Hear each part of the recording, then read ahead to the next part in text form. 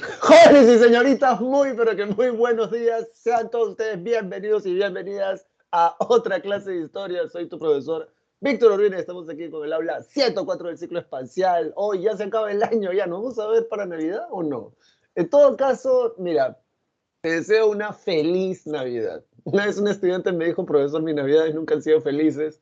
Entonces la respuesta ahí es, bueno, si no puedes pasar una feliz Navidad, al menos pasa una noche buena. No es igual, pero es muy parecido. Muy bien, jóvenes y señoritas. Sí, la chocolatada. Me acabo de comer un panetón porque me levanté tarde, me quedé jugando LOL. Un saludo a la tutora Janet Rubina, que está aquí desde las 5 de la mañana tratando de que todo esto fluya y funcione con normalidad. Así que un saludo para ella, también una feliz Navidad para ella, un próspero año nuevo para cada uno de ustedes también. Creo que nos vamos a ver el próximo año o no. Vamos a, Buenos días, profesor. Gracias por el saludo. Igualmente para usted. Ahí está la tutora Janet Rodina. ¿Cómo está, tutora? Yo pienso que a veces nos escuchan después de grabar la clase, porque los tutores por lo general tienen como que 4, 8, 16 salones así en simultáneo. ¿Has visto esas cámaras de vigilancia de los distritos que están así, varios así? Yo imagino que la tutora está algo así, me imagino así, centro de operaciones. Un saludo para la tutora. Y bueno, creo que tengo que tomar una fotocaptura, espérense, a ver. Ajá, sí, yo me emociono, empiezo a hablar como un loco y... Ay, caracho, ¿dónde está esto? Espérense. Acá está, acá está. Acabo de instalar el Office porque lo tenía desinstalado. Ajá, ya está, a ver. Sí, ya veo como que 3 minutos hablando. Ajá, espérense, esto es así. Ya está. Vamos a tomar una foto. Ahora cuál es este botón. Creo que es este. A ver. ¿Qué dirán las personas que verifican estas cosas? Ajá, sí, ya está, ya. Sí, sí era decir. Bueno, entonces, vamos a saludar a la gente que nos saluda. ¿Cómo estás? Tito, con doble T, ¿ah? No es una T, es doble T. Tito. Bendezú, Henry Adrián, muy buenos días para ti.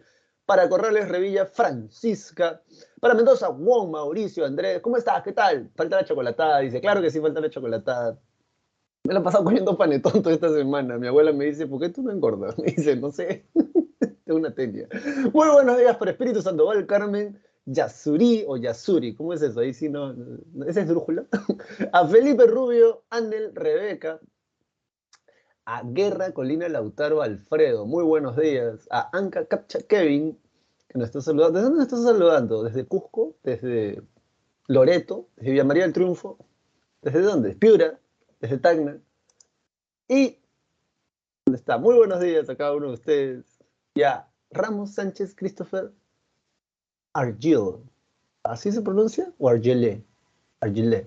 Muy buenos días a Natalia Guadalupe, a cada uno de ustedes, chicos y chicas. Ya por ahí les pongo los saludos. Vamos a compartir pantalla entonces y vamos a iniciar con esta clase porque hay mucho que decir. Y bueno, a ver, espérense, vamos a reducir esto, vamos a reducir esto. Te pongo el PowerPoint, te lo pongo también, te lo subo aquí. Cuando termine la clase te lo subo, ¿bien? Entonces vamos a hacer el barrido que ya sabes que siempre hacemos. Y a ver, desde el humanismo hasta los estados modernos, sí, hay mucho que ver aquí. Bueno, vamos a ver el humanismo, que, o sea, lo mínimo que debes de saber, o sea, de este tema, ¿no? Lo mínimo que debes de saber es que tiene relación directa con la toma o la caída de Constantinopla que ocurrió en 1453 por Mehmed o Mohamed II, eso ya lo habíamos visto la clase la semana pasada. Y aquí justo se les han puesto un mapa, ¿ves? Así, así. No, este punto está muy grueso. Acá. Aquí está, ¿ves? Entonces, ahí les están. Son 3 ciudades, ¿no? Génova, Florencia y Venecia. De hecho, mi familia vive en Florencia. Una parte de ellos. Todavía. Antes estaban más. Luego, recuerda algo también que es básico. Desde el colegio nos están enseñando eso. El humanismo es el motor del renacimiento. Bien, o sea, se dice que no puede haber renacimiento si no hay humanismo, y a su vez no puede haber humanismo sin los intelectuales bizantinos que se trajeron todos sus libros. Ya lo vamos a ver eso, ¿ves? Acá justamente te ponen libros. Luego de esto, vamos a hablar de algunas obras de arte del Renacimiento, aunque esto no es clase de historia del arte, pero o sea, aprovecha, porque esto está de un poquito de cultura. O sea, esas son imágenes icónicas. Por ejemplo, la Mona Lisa. Y no me vayas a hablar de la canción, ¿no? Sino acá, mira, ¿ves? O sea, de la canción de Frank Sinatra, ¿no? ¿De qué canción estarás pensando tú? Pero, o sea, son imágenes icónicas, ¿bien? Estas imágenes son clásicos de estas imágenes. Así que aquí ya vas a aprovechar para desplayar un poco tu espíritu artístico. Mucha gente que estudia humanidades tira para eso. Este es el hombre de Vitruvio. No, mira, les han puesto, a ver, el redescubrimiento de las proporciones matemáticas del cuerpo humano del siglo XV por Leonardo da Vinci. Sí, Leonardo da Vinci es todo un personaje. Luego, la Reforma Protestante, ¿qué fue? ¿De qué trató? ¿Cómo fue? Martín Lutero, padre de la Reforma Protestante, es lo mínimo que deberías de saber en este tema. Luego, pues sí, justamente está la Reforma Luterana, está la Dieta de Worm, de Habsburgo, ya lo vamos a ver por ahí eso, el papichulo este de Enrique VIII. Por cierto, en esta clase vas a aprender que este tipo de personas para la época eran súper atractivos. Tú dirás que lo que pasa es que así como hay diferentes culturas, ¿te acuerdas que en la clase de la semana pasada aprendimos de que no todos los países del mundo están en el año 2022 o van a entrar al 2023? Claro, no todos están porque, o sea, nosotros estamos en el año 2022 por nuestra tradición cristiana, ¿verdad? Pero en la India o en Asia o en el mundo árabe, ellos tienen otro año, otro calendario. Entonces, así como hay diferentes calendarios, también el concepto de belleza cambia. No solamente de países, sino también a través del tiempo. Y aunque tú no lo creas, este tipo llamado Enrique VIII era un papichulo para la época. Y te dirás por qué. Ya, eso lo vamos a ver aquí en clase. Sí, aunque de manera muy rápida porque solamente tenemos 2 horas. Luego de esto, vamos a hablar de la respuesta de la Iglesia Cristiana y Católica a esta gente que está protestando, porque ¿por qué protestan? Entonces ellos van a contestarles y eso le vamos a denominar la contrarreforma católica o la contrarreforma. Lo mínimo que deberías aprender es que lo van a hacer durante el Concilio de Trento o con el Concilio de Trento. Luego vamos a hablar de la expansión europea del siglo XV al siglo XVII. Ajá, acá está. O sea, de Cristóbal Colón, por cierto, te adelanto, no vamos a hablar mucho. De Cristóbal Colón vamos a hablar más en la clase de Historia del Perú porque realmente allí es más útil. Y además porque en la clase de la semana, perdón, de la semana 9 en esa clase se mencionan los 4 viajes de Cristóbal Colón, así que aquí solamente lo vamos a ver así de voladita. Pero igual te voy a decir qué cosas deberías de estudiar de cara a tu examen general. Luego, cómo se van a repartir el mundo los portugueses y los españoles. Esa gente, o sea, se viene repartiendo el mundo desde tiempos inmemoriales. ¿Bien? Esto es mío, ¿no? El Tratado de Tordesillas es el tratado importante, ha venido como pregunta del examen general de San Marcos hace varios años atrás, hace varios años, más de 20 años atrás, de hecho. Pero en todo caso, a muy grosso modo, lo que está en lila o morado es de Portugal y lo que está en amarillito es para España. La línea de Tordesillas o el Tratado de Tordesillas justamente traza esta línea. Y viendo este mapa muy así, muy someramente, puedes descubrir por qué en este lado del mundo hablan portugués, ¿no? O sea, sí, ya sabes qué país está diciendo. Por cierto, notición, ¿cuál es la notición ahora? Ganó Argentina la Copa del Mundo. Muy bien, luego vamos a hablar de los estados modernos, aunque aquí muy probablemente ya estaremos ya corriendo, estaremos ya así como que a la volada. Yo espero que no, entonces vamos a tratar de hacer esto bien chévere. A los teóricos que van a plantear justamente esta idea del Estado moderno sustentado en una figura de un monarca fuerte que concentre todos los poderes del Estado, clase cívica, por eso sirve, aunque tú no lo creas, así que lo vamos a mencionar aquí, empieza a traer conocimientos a tu mente sobre eso. Vamos a hablar de la monarquía española, de la monarquía francesa, pero muy someramente, porque como te digo, acá ya está terminando la clase. Dicho esto, vámonos. Ahora sí, a ver, a ver, a ver, a ver, a ver. Acá. Bien, tú tienes que estar aquí, obviamente. Tú tienes que estar aquí. Y nosotros nos vamos para acá. A ver. Sí, creo que así está bien. No, no. Aquí está. Entonces, vamos a iniciar así una vez más. Muy buenos días, jóvenes y señoritas. Sé bienvenido, bienvenida a esta clase, chicos, del aula 104 del ciclo espacial de la Presa San Marcos. Hoy, ¿qué día estamos hoy? 20, ya viene Navidad y ya van a ser Jesús, 20 del 12 del 2022. Bueno, ¿y qué podemos decir? Esta imagen, o sea, es una de las imágenes más representativas del Renacimiento, por todo lo que implica, de hecho. Miguel Ángel la va a pintar y es una genialidad. Esta imagen no es una pintura hecha en un techo, Bien, o sea, no es cualquier cosa. Eso está hecha en el techo y se le llama fresco. ¿Por qué se le llama fresco? Porque echan clara de huevo a la... No, perdón, clara de huevo. Echan yeso al techo o a la pared. Y cuando el yeso todavía está fresquito, o sea, ni muy húmedo ni muy seco, págata, pintan, ¿bien? Y eso hace que los colores queden o perduren durante mucho más tiempo. Esta es una pintura de las muchas que hay en el techo de la Capilla Sixtina, allá en el Vaticano, en Italia, Roma. Eh, y bueno, ¿qué representa esto? Por ahora te adelanto que esto representa eh, la creación de Adán, o el momento en el que Dios insufla, el momento en el que Dios le da vida o vitalidad a el primer hombre, según la tradición judeocristiana. Entonces, bueno, ya sabes que hablar de historia es hablar de tiempo y espacio, y nosotros necesitamos saber dónde, Michi, estamos arrancando. Bueno, son tres ciudades: Génova, Florencia, Venecia. Ya sabes que luego de que cae Constantinopla, los intelectuales bizantinos van a migrar a estas ricas ciudades que en la actualidad vendrían a ser italianas. En esos años, en el año 1450 y tantos en adelante, o 1400, eran repúblicas, eran estados independientes. ¿Cómo, profe? ¿La ciudad chiquita? Sí, estados independientes. Se la pasaban en guerra, de hecho, se las pasaban peleándose. Italia, tal cual, que es esta imagen que tú ves aquí, todo esto vendría a ser Italia. Italia tal cual no se constituye como país sino hasta 1856, 62. Bien, ahí está Garibaldi y Giuseppe Mazzini y otra gente. 1850 y tantos. Hasta en estos años eran un montón de estados y reinos, ducados, independientes. Bien. Dicho esto, bueno, mira, justamente así se veía, así se veía el mapa europeo para 1400 y tanto, ¿sí? Sí, ahí está, mira, ¿ves? Aquí está el Sacro Imperio Germánico, vendría a ser este. Aquí está la República de Venecia, ¿ves? Acá está Génova, acá está, bueno, Florencia no figura, pero Florencia debe estar acá. Aquí está Roma, Reino de Nápoles, Castilla y Aragón, míralos ahí, Reino de Francia. Entonces aquí te puedes hacer una idea de que eran un montón de reinos, ducados, y este mapa todavía, digamos, abarca los mayores territorios, porque de hecho hay ducados, condados, marquesados más chiquititos.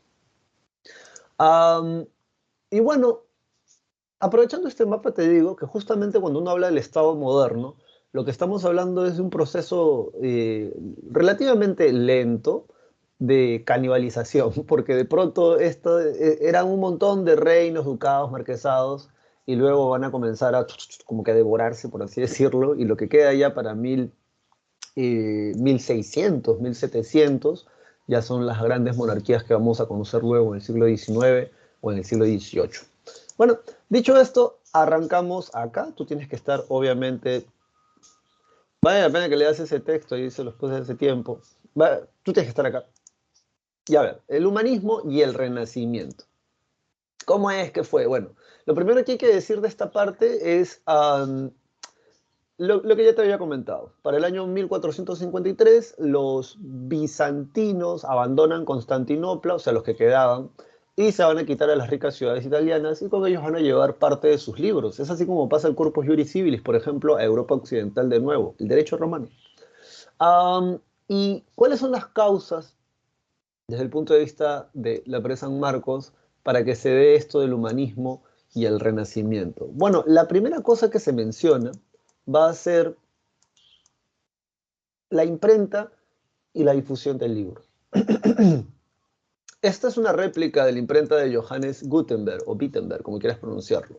Ese tipo va a crear, va a reactualizar, o va a crear la imprenta en 1454. O sea, la imprenta esta con caracteres móviles, porque de hecho ya los chinos la tenían, pero era de madera. Profesor, no entiendo. O sea, era una placa de madera.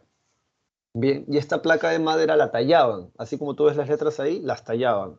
Y luego las embadurnaban con tinta y luego hacían la impresión así. El problema es que, o sea, para nosotros sería el problema de que, por ejemplo, si quieres imprimir la Biblia, ¿cuántas placas de madera tendrías que hacer? Más de 1500, 1800. O sea, de poder se puede hacer, pero ya, y de allí necesitas hacer otros libros, entonces no era tan útil. Lo que Gutenberg o Johannes Gutenberg va a crear es esto de los caracteres móviles. Como puedes ver aquí, cada una de estas letras se puede sacar de su lugar y volver a recolocar para así poder generar infinitas combinaciones de palabras. El caso es que eso justamente es lo que va a crear Gutenberg. La Biblia de Gutenberg se le llama así al primer libro impreso, con una máquina muy parecida a esta, que básicamente tenía la lista de libros que se iban a imprimir después de esto. Luego, ¿por qué dice tu separata? Y eso sí, por favor, subráyalo y vale la pena que prestes atención porque esto es pura explicación. El conocimiento al alcance de las personas fuera del mundo eclesiástico. Lo que pasa, y te lo voy a contar muy rápido, es que si tú querías antes estudiar botánica, matemática, filosofía, derecho romano, necesariamente tenías que aprender latín y para aprender latín necesariamente tienes que recurrir a la iglesia cristiana católica, porque ellos todavía son los que hablan esta lengua que ya para esos años, 1450 y tantos, está muerta. Solamente dentro del mundo eclesiástico se hablaba este idioma, para la misa, para documentos oficiales. Otro detalle es que si tú querías estudiar botánica, matemática, filosofía, estos libros los tienen guardados los conventos, las catedrales dentro de las iglesias, en sus propias bibliotecas. De allí que sean luego la base de futuras universidades. Y entonces, si tú querías estudiar esto, tenías necesariamente que aprender latín, y eso te lo enseñan dentro de la iglesia. Y la otra es que tenías que meterte a una orden eclesiástica para poder tener acceso a estos libros.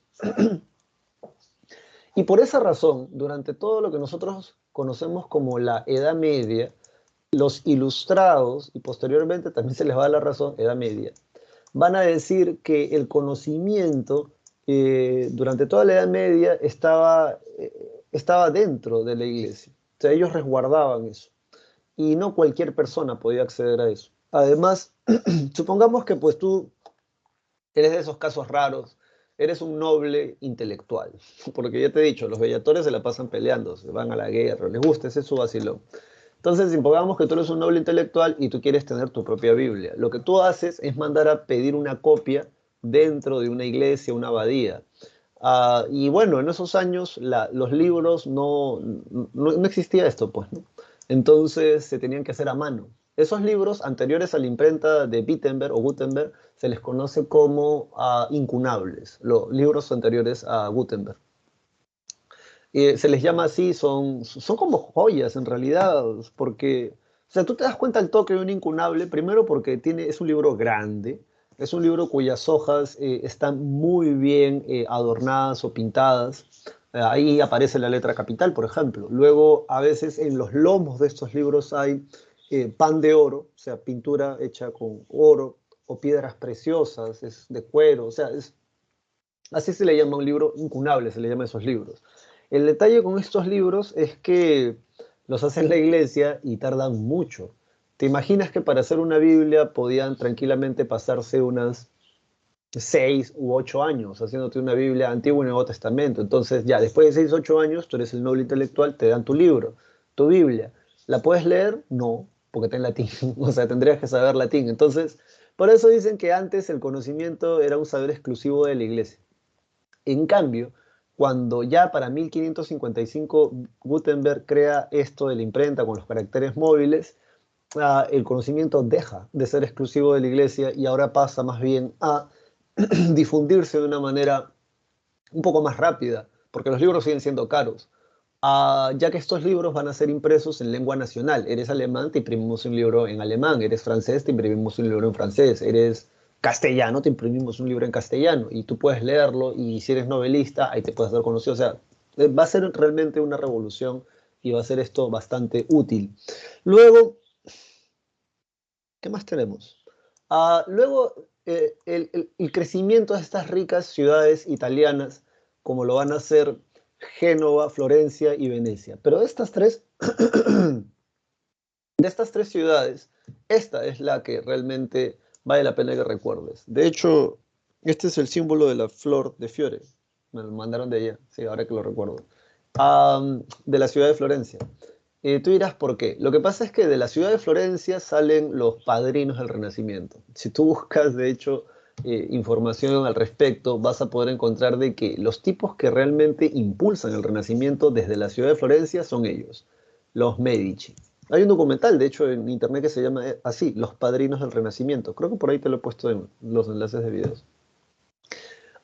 Es una familia burguesa, como dice acá. Ya sabes que es un burgués, alguien que compra, vende cosas, no es zapatero, pero te puede vender zapatos, vende especias, presta plata, invierte su dinero, como un microempresario.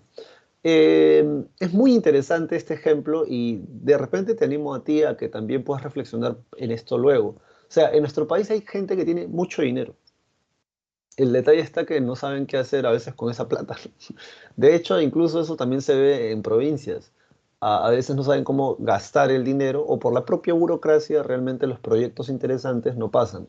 Pero esta familia de los Medici van a comenzar a invertir parte de su dinero en obras de arte, esculturas, pinturas y también en hacer edificios. Para esto van a recurrir a estos artesanos, antes eran considerados así como artesanos, luego van a ser considerados ya artistas, científicos de hecho.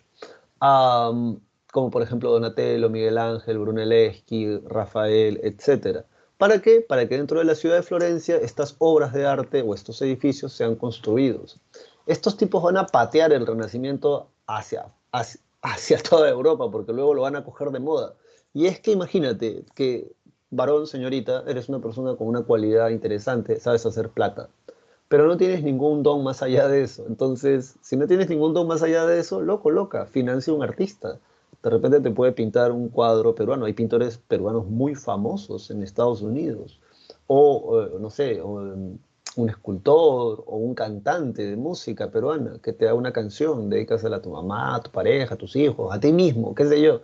Pero gracias a esta idea loca de esta gente, de los Medici, tenemos lo que tenemos en la actualidad, que es el Renacimiento. Bien, vamos a hablar más adelante de ellos. Entonces, acuérdate de esta ciudad principalmente, pero son estas tres. Ahora, ¿qué cosa es un mecenas? Bien, porque acá dice mecenazgo. Un mecenas, acuérdate por favor, es alguien que anota, protege, financia y protege a un artista. Bien, porque no solamente es que el mecenas le da plata, hay mecenas que protegen a sus artistas, como por ejemplo algunos reyes, algunos papas o algunos burgueses. Y tú dirás, ¿cómo que protegen a los artistas? Lo que pasa es que hay artistas que ya se pasan de lanza, como por ejemplo Brunelleschi, si no me equivoco, o era Rafael Sanzio. Más adelante está. Botticelli pintaba calatos. Entonces tú te imaginas en esa época, o sea, en la actualidad tú ves un desnudo, porque, o sea, de repente tienes acceso a internet, a tu celular, y no hay rollo. Pero mira, hasta en mis épocas, cuando esos periódicos para adultos, no los voy a mencionar, porque no me pagan para hacerles cherry, pero ya sabes que en algunos kioscos hay periódicos para adultos pornográficos, ¿no? Entonces, o sea, hasta en mis tiempos era difícil conseguir eso, ¿no? O sea, me acuerdo que mis patas del colegio juntaban su dinero, hacían su chancha y iban y le rogaban al señor enfermo del kiosco de la avenida del colegio. Entonces, o sea, era todo un proceso, de verdad. Voy a contar esas historias algún día. Pero el caso es que en estas épocas no ves eso. Estamos hablando del año 1400 y tanto, ¿no? Y antes menos de esos años, ¿no? Entonces, estos artistas comienzan a pintar desnudos. O sea, mira, si en la actualidad hay gente que se escandaliza, tú te imaginas en esa época, y ahora hay artistas que se pasan de lanza, porque, por ejemplo, Miguel Ángel pinta un montón de calatos en el techo de la Basílica de San Pedro, el techo de la Capilla Sixtina. O sea, fue un escándalo realmente si te pones a averiguar eso. Entonces, un mecenas, anota, es alguien que protege y financia a un artista. Bien, y cuando les da, los Medici, por ejemplo, tenían prácticamente una escuela, una academia, donde recibían a los mejores artistas desde chibolitos, desde pequeñitos, ya lo estaban entrenando para eso. De hecho, casi todos los artistas del Renacimiento de los que vamos a hablar en esta clase han pasado por el mecenazgo primero de los Medici y luego se han ido para otro lado. Ahora, mecenas hay de todo tipo, hay burgueses, hay reyes y hay papas. Y aquí tienes algunos ejemplos de eso. Bien, por ejemplo, el de reyes, Carlos I de España o Carlos V de Alemania, es la misma persona, Francisco I de Francia, y entre los papas Nicolás y Julio II. Hasta donde tengo entendido, por cierto, el Papa Julio II era amigo de Miguel Ángel. Y bueno, luego la última causa, ya para pasar a otro punto, el exilio de los intelectuales bizantinos, luego de la toma de Constantinopla a manos de Mehmed II. Bien, dicho esto, vámonos ahora para acá. Y seguimos hablando del humanismo. Tú ya tienes que estar, obviamente, aquí, que también está bien chévere. O sea, tranquilamente hubiésemos podido hacer la clase con eso. Pero a ver, sobre el humanismo, apréndete la definición. Bien, es un movimiento intelectual. Cuando dice intelectual, piensa básicamente en escritores. Y es por esa razón que les puse todos estos libros aquí. Mira, ¿ves? Erasmo de Rotterdam, El elogio de la locura, El príncipe de Maquiavelo, de Cameron, de Boccaccio, Utopía de Tomás Moro. Básicamente son escritores. Un intelectual es alguien que se la pasa pensando, teorizando sobre la sociedad o proponiendo algo. Y bueno, entonces el humanismo es un movimiento intelectual desarrollado en Europa entre los siglos XIV y XV, o sea, 1300, 1400. Pretendió descubrir al hombre y darle un sentido. La palabra interesante aquí es racional, bien, o sea, hacer uso del entendimiento. Características, el famoso antropocentrismo, de ahí esto, ¿no? Del hombre de Vitruvio, de Leonardo da Vinci. Antes, todos los temas giraban en torno a lo divino, a lo sagrado, a Dios. Lo que se conoce en la actualidad le decimos a eso teología, teología. La teología, teo, Dios, logia, estudio, el estudio de Dios. Durante toda la Edad Media, la gente realmente se esmeró bastante para hablar de cosas interesantes, pero ya para esta gente racional sin sentido. Profesor, no entiendo. Por ejemplo, te doy un ejemplo chiquito. En el Imperio Bizantino hay una frase que le llaman discusión bizantina. ¿A qué le van a decir discusión bizantina? Por ejemplo, se preguntan, así ya, no, sin pensarlo mucho. Ahí, ¿dónde está? Ah, ya se perdió. Ya esto te lo pongo como ejemplo. Dicen, escucha bien la pregunta, ¿eh? Y si te animas, respondes en el chat o prendes tu audio para escuchar todo. Pero la discusión era así. ¿Cuántos ángeles se pueden parar en la cabeza de un alfiler? A ver, dale, mira, hace tiempo que no te pregunto nada para que participes y te emociones en esta clase. Varón, señorita, ¿cuántos ángeles crees tú que se pueden parar en la cabeza de un alfiler? Porque esa era una discusión bizantina.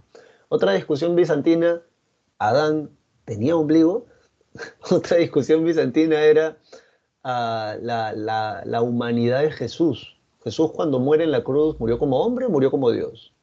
Porque Jesús es Dios, ¿sí o no? Hecho carne. Entonces, ¿cómo murió? A ver, alguien ha contestado, no sé, pero esta parte es para que tú te... David le faltó ropa. Ya, entonces ya bueno. Am, pero eran esas discusiones, ¿no? Nadie se anima. ¿Cuántos ángeles pueden caber en la cabeza, pueden estar de pie en la cabeza de un alfiler? Esto no es un alfiler, ¿no? Un poquito más grande, pero ¿cuántos ángeles crees tú? Ahora, aunque tú no lo creas, en Bizancio había gente que decía 9, había gente que decían 32, había gente que decía 1. Y, y ahora, el punto de este comentario es que no sabemos. No sabemos, o sea, y por eso es una discusión bizantina. O sea, la discusión bizantina, esa frase se te empieza a tomar como una discusión inútil, una discusión sin sentido. ¿Y por qué una discusión inútil y sin sentido, profesor? Loco, loca, ¿qué te hace a ti saber si Adán tenía o no tenía ombligo? ¿O qué te hace a ti saber si había un ángel o 10 o 30 se pueden parar en la cabeza de un alfiler? No hace nada, porque estamos hablando de humo, ¿no? O sea, estamos hablando de aire, estamos hablando de nada. Ya que tú tranquilamente puedes decir, yo creo que son 100 y puedes argumentar, y de hecho hay gente que argumenta. Entonces, a esas discusiones, un poco sin sentido, las van a llamar discusiones bizantinas. Pero como podrás notar, estas discusiones giran en torno a temas teológicos, a temas bíblicos. Hay otra más loca, que es cuánto mide la ciudad prometida, la que viene después del Apocalipsis. O cuánto mide la ciudad de Sion, claro, la ciudad después del Apocalipsis. ¿Cuántos son los elegidos? O sea, temas así, ¿bien? Entonces, esta gente va a decir, oye, no, o sea, que no nos hacemos nada discutiendo sobre eso. Mejor el hombre, o sea, ¿por qué el hombre, y esto también es una cuestión científica y filosófica, ¿Por qué el hombre pasa a ser la medida de todas las cosas? Préstame atención, porque tú y yo percibimos y sentimos las cosas a través de nuestros sentidos, el tacto, el olfato, el gusto, la vista, el oído, el sonido, ¿verdad?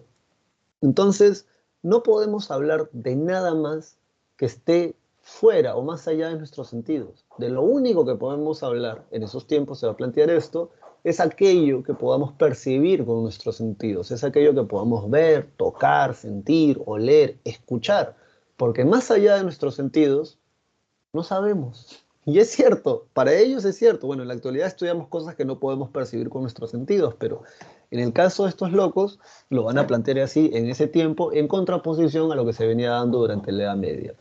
Hay un empleo de la cultura clásica que sirve como inspiración y estudio también. Hay un rechazo a la escolástica. Esto no es clase de filosofía, pero anota bien. Escolástica es el movimiento filosófico y teológico que intentó utilizar la razón, intentó utilizar la razón, en particular la filosofía aristotélica, para comprender el contenido sobrenatural de la revelación cristiana, especialmente en escuelas y universidades entre el siglo XI y el siglo XVI. Profesor, no entendí, ni siquiera mi profesor de filosofía cuando lo explicó. Ya, mira, a ver. Creo que por acá tengo uno de esos. Ajá, acá está. Este es el Nuevo Testamento. Bien, se le llama Biblias Gedeón. Tengo como unos 4 o 5 acá porque en San Marcos todos los años regalaban Gedeones. Y a veces, no sé, hay estudiantes que los botan a la basura. Yo los recogía. Porque, o sea, si no quieres aceptar el libro, o sea, ¿para qué aceptas algo que luego vas a tirar a la basura? Eso es una cosa, una mala educación, ¿sabes? Algo loco, ¿no? Te están regalando un libro. O sea, aun cuando no creas en eso, ¿no? Un libro. Ah, pero, ¿qué tiene que ver esto? Aunque tú no lo creas, durante toda la Edad Media cogieron al filósofo Aristóteles, no lo voy a escribir completo, pero Aristóteles, para poder usar los conceptos que Aristóteles crea en su obra, por ejemplo, titulada Metafísica, meta, más allá, físico, más allá de lo físico. En la obra Metafísica de Aristóteles, Aristóteles habla de cosas que no podemos percibir con los sentidos, pero que existen según él. Y entonces, durante toda la Edad Media, muchos padres de la Iglesia Católica van a utilizar la filosofía aristotélica y sus conceptos para poder estudiar el Nuevo Testamento. Porque así como Aristóteles habla de cosas que no se pueden tocar o percibir con los sentidos, en el Nuevo Testamento también se hablan de cosas que no se pueden percibir o tocar con los sentidos. Ángeles, demonios, el infierno, el cielo, el alma, el espíritu, son cosas que no se pueden percibir con los sentidos, pero que en teoría existen. Bien, entonces eso es la escolástica básicamente. En términos pedagógicos, la escolástica es dogmática y también es memorística. No te piden que cuestiones, simplemente te piden que te lo aprendas de memoria y lo creas. De hecho, de ahí viene también la palabra dogmas. Sobre las lenguas romance, ya habíamos dicho esto, ¿te acuerdas? Provenzal, rumeno, sardo, catalán, español, castellano, francés, italiano, etcétera. Y un nuevo pensamiento político en relación a que la Iglesia ya no debería meterse tanto en cuestiones de Estado, sino que más bien debería de haber una separación. Representantes de estos chicos y chicas rápidamente, tenemos a Petrarca, poeta italiano con Canzonieri o Canto a Laura, acuérdate de tu clase de literatura, a Erasmo de Rotterdam con el encomio a la estulticia o el elogio a la locura. Acá puedes anotar al costado del elogio a la locura que es una crítica a la educación escolar, no, perdón, es una crítica a la educación escolástica en la Edad Media, ¿bien? O sea, justamente el encomio o el elogio a la locura es una crítica de Erasmo de Rotterdam a la educación escolástica durante la Edad Media por memorística y dogmática. Nicolás Maquiavelo con su obra El Príncipe, esta se la dedica a Carlos I de España, a Carlos V de Alemania, porque él decía que él era el rey de Europa. Ah, eh, bueno, resulta poco le faltaba. En la obra El Príncipe, básicamente, Maquiavelo te dice cómo gobernar. Yo he leído al menos 2 capítulos de la obra de Nicolás Maquiavelo y te digo una cosa, no creo que ningún político del Perú, desde, no sé, pues será Alan García hasta la actualidad, o quizá tal vez él sí, pero no creo que los congresistas en la actualidad hayan leído esa obra. porque esa obra te enseña cómo gobernar. O sea, cómo sacar adelante un país, no para que te llenen los bolsillos, sino para proteger a tu país, porque afuera de tu país hay otros países que tienen sus propios intereses. O sea, yo no sé, acá en este país vivimos, no sé, ya más de, ¿cuánto? 200 años, y no hemos terminado de preguntarnos, o mejor dicho, de poder hacernos preguntas que vayan más allá de los problemas de evitar la inflación, delincuencia, más trabajo. O sea, son cosas que se tienen que resolver, pero a mí cuándo me van a hablar de ir a la luna. O sea, a mí cuándo me van a hablar de ganar un mundial. O sea, a mí cuándo me van a hablar de, no sé, traer más de 10 medallas de oro de las Olimpiadas. O que tengamos la flota naval más alucinante del Pacífico Sur. O que tengamos, no sé, una industria de baterías de litio hechas aquí en el país. O sea, ¿cuándo nos van a hablar de esas cosas? Porque los que sueñan alto y grande también llegan más lejos. Pues si solamente vas a enfocarte, o sea, no sé, una cosa así. Maquiavelo, ¿bien? ¿Quieres saber cómo gobernar? ¿Quieres saber cómo se dirige un país? Ahí, a Maquiavelo léelo. De hecho, el príncipe, el título original es Espejo de Príncipes, que básicamente es para que un gobernante vea si está haciendo bien las cosas o no. Muy interesante el libro, por eso también me lo compré. Tomás Moro en Utopía. Enrique VIII, del cual vamos a hablar en un momento, le corta la cabeza. ¿Por qué, profesor? Porque, pucha, se la pasaba diciéndole adúltero Tomás Moro y Enrique VIII un día le dijo, ¿sabes qué? Corten la cabeza. Y le cortó la cabeza. En su obra Utopía, Tomás Moro va a plantear la idea de una isla donde los metales preciosos son tratados como metales, o sea, no son preciosos, donde los niños juegan con perlas o diamantes en las calles. Algunos plantean de que muy probablemente Tomás Moro se basa o se inspira en las crónicas de los descubrimientos del Imperio Azteca o del Imperio de los Incas, ya que para esos años ya había sido descubiertos, y que en base a eso hace esta isla utópica, de ahí viene la palabra utopía, solo existe en tu mente algo perfecto, una utopía, pero no en la realidad. Eh, y ya. Luego Antonio de Nebrija tenemos con gramática castellana, que creo que es el primer diccionario del idioma. Y Boccaccio en el de Camerón hace una crítica hace una exaltación a las costumbres sexuales reprimidas de la época y también hace una crítica a la iglesia, a la moral del clero por tener curas solicitantes. Ya más adelante tú revisas eso. Dicho esto, vámonos ahora inmediatamente al Renacimiento. Si tienes alguna pregunta durante esta clase, ya sabes, prende el audio porque no estoy viendo el chat. Y bueno, sobre el Renacimiento, definición, lo mínimo que tienes que, o sea, lo primero que hay que aprender. Es un movimiento cultural, ¿bien? Que abarcó principalmente las artes, así que ahí pilla la idea. O sea, también tiene intelectuales, pero los renacentistas destacan justamente más por su aspecto artístico, ¿bien? En literatura, ciencias, entre los siglos XV y siglos XVI, lo que van a llamar el Quattrocento y el Cinquecento italiano. Quattrocento, 1400, Cinquecento, 1500. Características exaltan el cuerpo humano, como lo vamos a ver a continuación, inspiración de los valores estéticos clásicos, anota aquí el mundo grecorromano. Son un chiste porque, por ejemplo, acá, ¿tú sabes por qué los hacen así? O sea, ¿por qué ellos, los renacentistas, tallan estas cosas así en mármol blanco?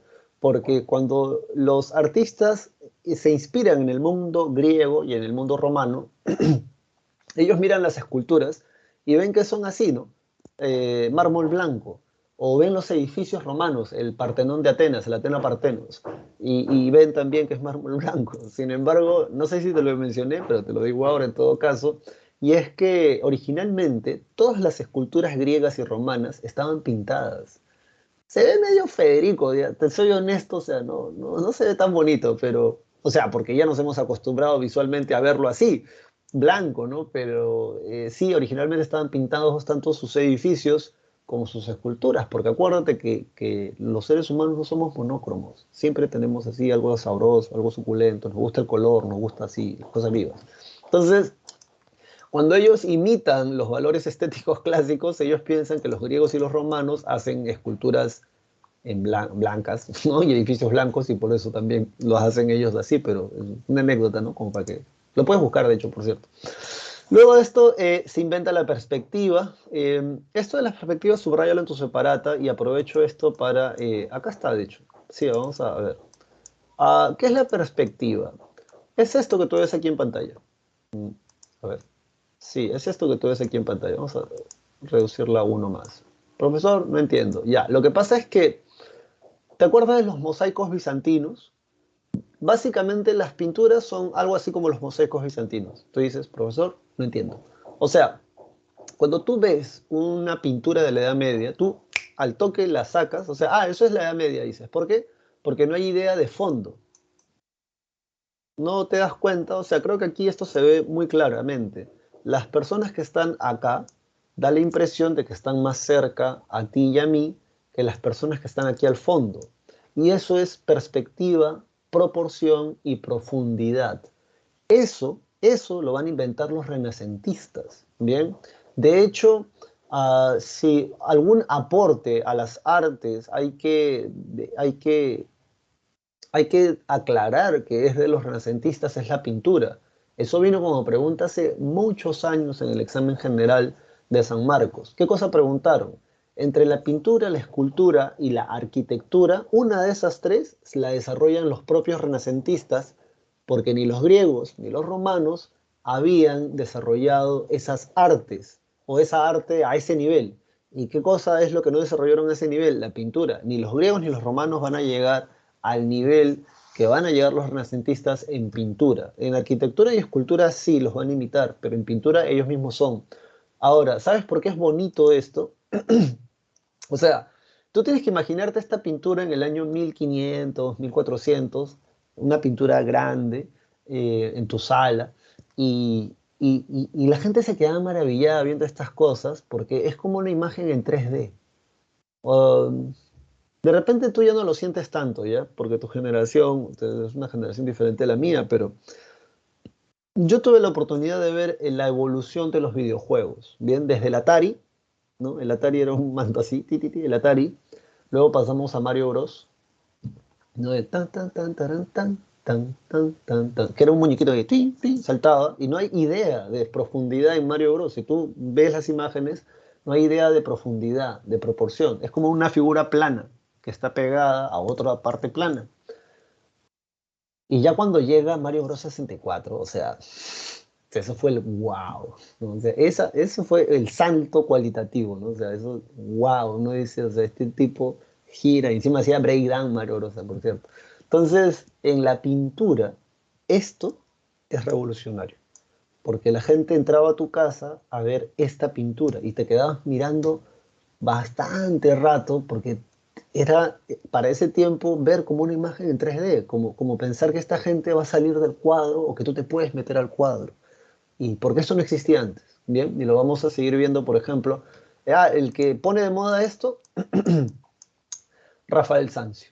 Esto de la perspectiva, subrayalo de una vez. Notes el cuadro, la perspectiva, este es Los Desposorios de la Virgen. Acá también tenemos otra de Rafael Sanzio, de la Escuela de Atenas. Y es muy interesante notar aquí que Rafael Sanzio se coloca al mismo nivel que los grandes científicos. Eso es clase de filosofía. Tu profesor de filosofía, una de las primeras cosas que te debe haber dicho es que los filósofos antes eran científicos, ¿verdad? Y en Europa luego se separaron, ¿no? Los filósofos se dedicaron a hablar más de cosas, a se dedicaron a hablar de temas, ¿sí? El amor, la muerte, Dios, la vida, el sentido de la vida, el sinsentido de la vida. Y en cambio los científicos se dedicaron más a cosas físicas, bien, o sea, a experimentar. ¿Eso flota? ¿No flota? ¿Se puede quemar? ¿Se puede mojar? O sea, a esas cosas, ¿no? Entonces, hasta antes de estas pinturas, en la época de Rafael Sanzio todavía había gente que creía que los pintores, los arquitectos y los escultores eran simples artesanos. Ah, sí, sí, o sea, sí, es un artesano, decían, ¿no? Pero Rafael Sanzio con la Escuela de Atenas lo que hace al colocarse al mismo nivel que estos otros filósofos y científicos de la época es decir que los artistas del Renacimiento están al mismo nivel que los científicos. Y razón no les falta, porque hacer esta vaina necesitas tú tener nociones de matemática, aunque tú no lo creas, sobre todo para hacer esto de proporción, perspectiva y profundidad. Dicho esto, Bueno, dice estudio de la naturaleza, justamente sí, van a comenzar a nivel científico también, y en las pinturas se va a ver eso, a retratar la naturaleza, y un espíritu de renovación científica. Representantes de esto, tenemos a Miguel Ángel con el David, la Piedad, que son esculturas, estas dos son esculturas. Él pinta la Capilla Sixtina, que es lo que vamos a ver en un momento, que es la cúpula de la Basílica de San Pedro. Leonardo da Vinci lo tenemos aquí con la Última Cena. Estas dos, la Gioconda o la Mona Lisa, acá está, y aquí está la Última Cena. Sandro Botticelli con la Venus, el nacimiento de Venus, eso lo vamos a ver, y hablamos de Rafael Sanzio. Sobre Leonardo da Vinci, y el tipo destaca mucho en escultura, aunque en lo que es pinturas, por ejemplo, tenemos este cuadro. Este cuadro no es más grande que esto, ¿ah? Es un poquito más grande quizá, o sea, en tamaño, pero la Mona Lisa, algunos dicen que es una mujer esposa de un burgués. En todo caso, lo que quisiera que notes es que la pintura está un poco oscurecida. Bien, los colores originales de la pintura de la Mona Lisa son más claros. La gente dice, son oscuros porque vienen de la Edad Media. No, no, no, no. En realidad, de hecho, si te fijas bien, el cabello de la Mona Lisa es castaño claro y además es rizado, ¿no? Algunos piensan que dice como es Mona Lisa es porque tiene cabello liso y no tiene cabello liso.